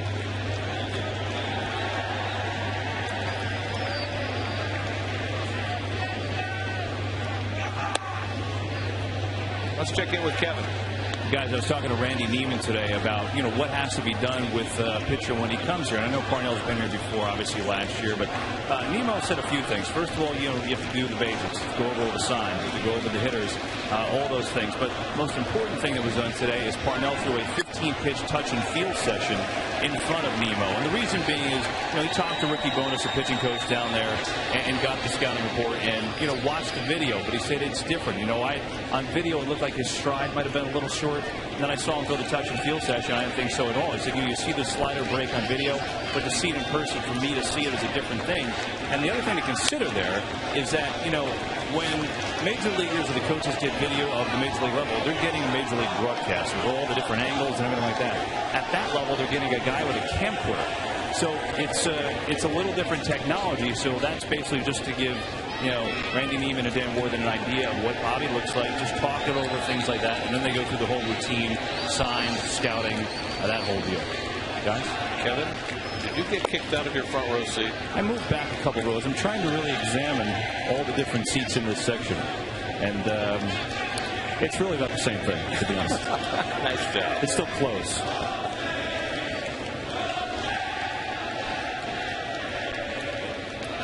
3-2 to Worth. And he walked him. So Parnell issues a 1-out walk.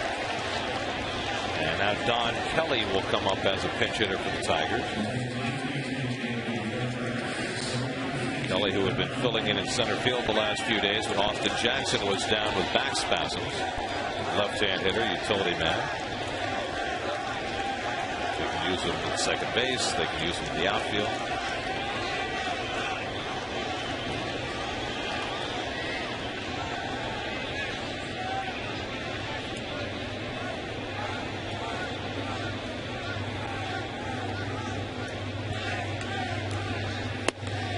Kelly takes a knee-high fastball for a strike. It's an interesting pitch. I look more like a two-seamer from Bobby Parnell. That'd be an effective pitch against the left-hander.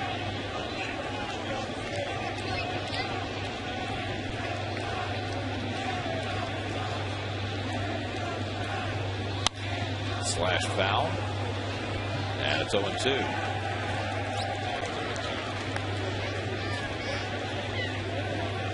Well, Tim Lincecum went 8 innings tonight. No earned runs, 7 hits. Beat the Astros 3-1. Oswald keeps getting tons of runs, doesn't he? Yeah. Who's shutting out the Red Sox in Colorado? That was Julius Chassin starting for Colorado.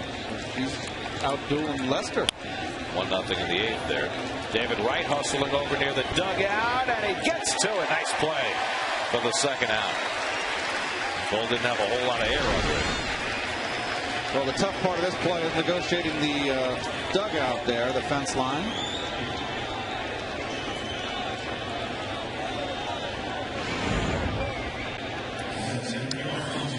So 2 out of the inning. Now Austin Jackson, who's 1 for 3, doubled in a run back in the 5th inning.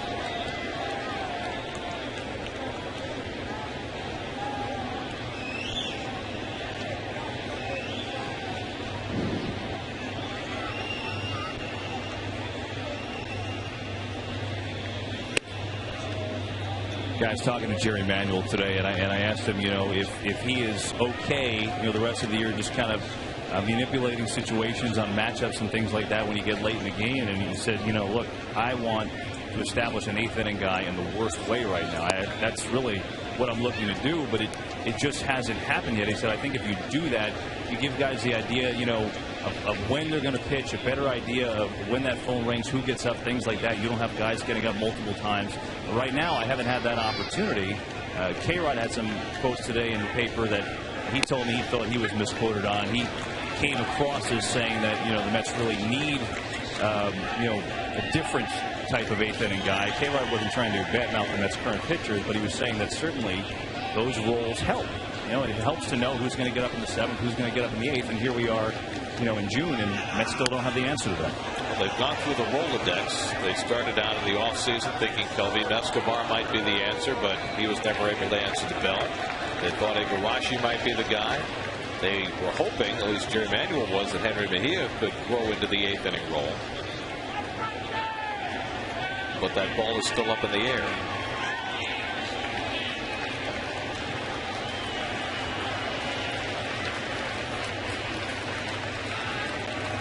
Two-two to Jackson. And a full count. Yeah, I think the one guy that it affects, guys, in some ways is K-Rod. You know, he's warmed up a lot earlier than he's used to, simply because, you know, Jerry doesn't know if he needs him for more than a 3-out save a lot this year. Worth runs, 3-2 pitch, struck him out with a high fastball. So 2 strikeouts in his first inning of the season for Bobby Parnell. To the bottom of the 8th, Pagan going for the cycle.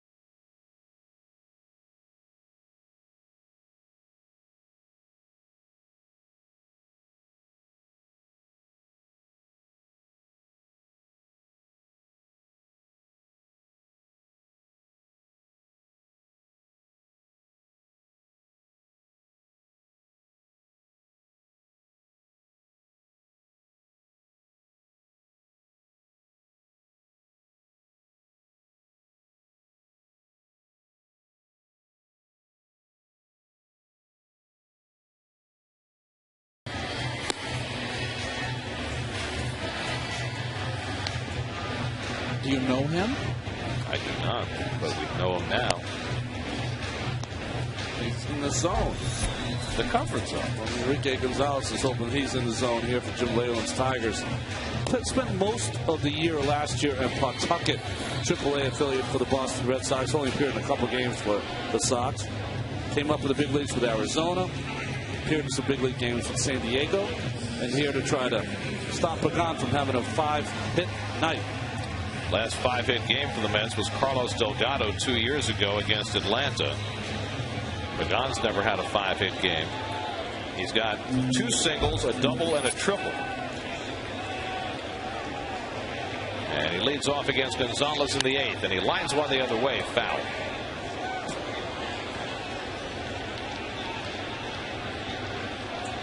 When you're in this kind of a game, Keith, it's 14-6 in the 8th. And you got a chance for the cycle. You going for it? You've got to. Got to go for the Bomberoni. Bomberoni. No Bomberoni for Pagan as Guillen throws him out. So he'll settle for a 4 for 6 night. Not banned in anybody's book. So now David Wright. David's had something of a perfect night. 2 walks, a sac fly, a single, a double. 2 for 2, 3 runs scored, 2 RBIs. Each of the first 3 hitters in the Mets lineup have scored 3 runs tonight.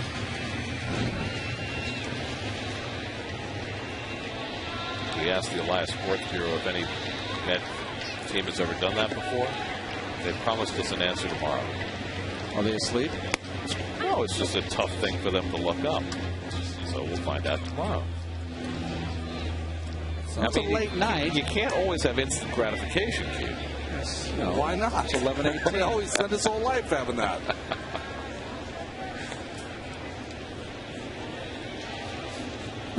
Sounds like someone at Elias, one of their young people, is going to be there all night. Well, you know, he's here for Keith Hernandez. That's right. Better believe it. That's my line. Mike Davis on deck. He's got a chance for a 4-hit night. David grounds one to the hole, and he's got a base hit. And Wright is 3 for 3. So the leadoff hitter Reyes has 3 hits. The 2-hitter Pagan has 4 hits. The number 3 hitter Wright has 3 hits. And the cleanup hitter Davis has 3 hits. 3 or more hits for each of the top 4 hitters in the order. Well, that spelled around how many runs? 14 so far. Thank you.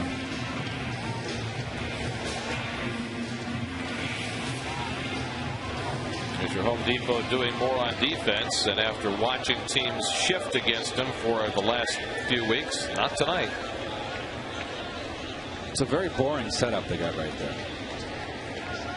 You have no comments? Straight up. Double play ball. They had him played perfectly.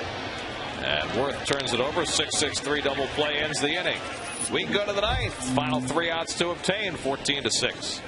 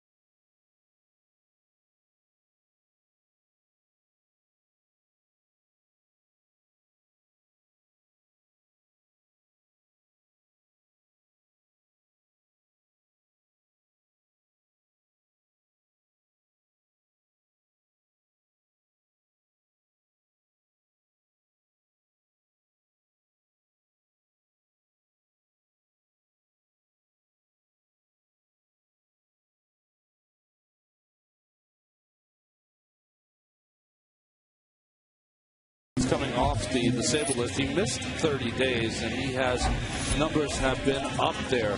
But he has pitched 2 consecutive scoreless outings, trying to add a third here. And we thought that his game on Saturday at Yankee Stadium might be something of a turning point for him.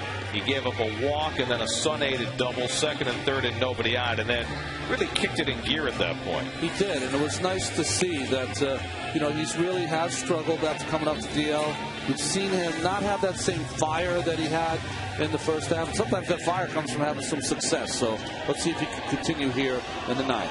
It'll be 2, 3, and 4 in the Detroit batting order. Gerald Laird, Maglio Ordonez, and Miguel Cabrera to bat against Igarashi. John Neese went 4 2/3, allowed 6 runs, 7 hits, couldn't get the final out he needed to secure a win, which would probably go to Fernando Nieve, who went 2 1/3, allowed no runs, 1 hit. And a nice return to the big leagues for Bobby Parnell with a hitless inning. He walked 1 and struck out 2. Now Laird takes low and away for ball 1. Laird 1 for 4, single to center to drive in a run in the 5th. Mets built a 10-0 lead thanks to an 8-run third, their biggest inning of the year. The Tigers got as close as 11-6 before the Mets pulled away again. And the curveball in for a strike, 1-1. That I love to see, that he's using that curveball again and not becoming just a 2-pitch pitcher. That curveball, you can get a strike anytime he wants. Well, you remember going back to the beginning of spring training, the Mets took away that curveball from Igarashi. Didn't throw it for most of the spring. Yeah, they thought he'd be more effective if he was just a 2-pitch pitcher coming out of the bullpen at 95-mile-an-hour fastball and a good split.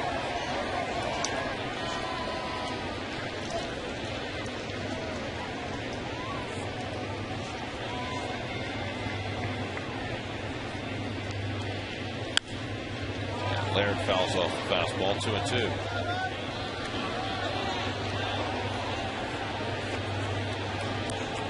Well, Ari Dickey goes tomorrow for the Mets, so the Tigers will get a very different look. Dickey has been a revelation. 5-0 through his first 6 starts. First Met in their 49-year history to do that. Laird smacks one the other way. Foul. He's also, Dickey's been a fun part of the clubhouse. He's mixed and fit in so well, and I think for RA, he recognizes that everything has kind of come together. A journeyman who had to change how he pitched the baseball, and now with that knuckleball, knows that this might be his last baseball window. I think that was Pelfrey trying to rip the knuckleball going right hand to left. I think Mike's got enough weapons, don't you? Yes. Wright throws out Laird for the first out. Let's check in with Chris Carlin and Bobby Ojeda, see what's coming up on Lincoln Mercury post-game live.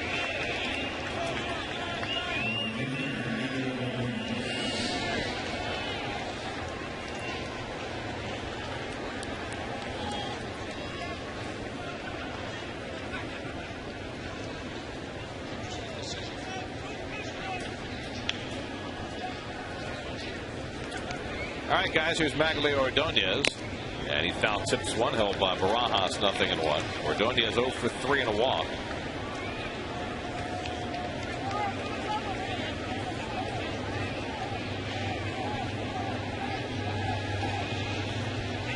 And Igarashi has been featuring that curveball here. It's a good time to try it out with an 8-run lead.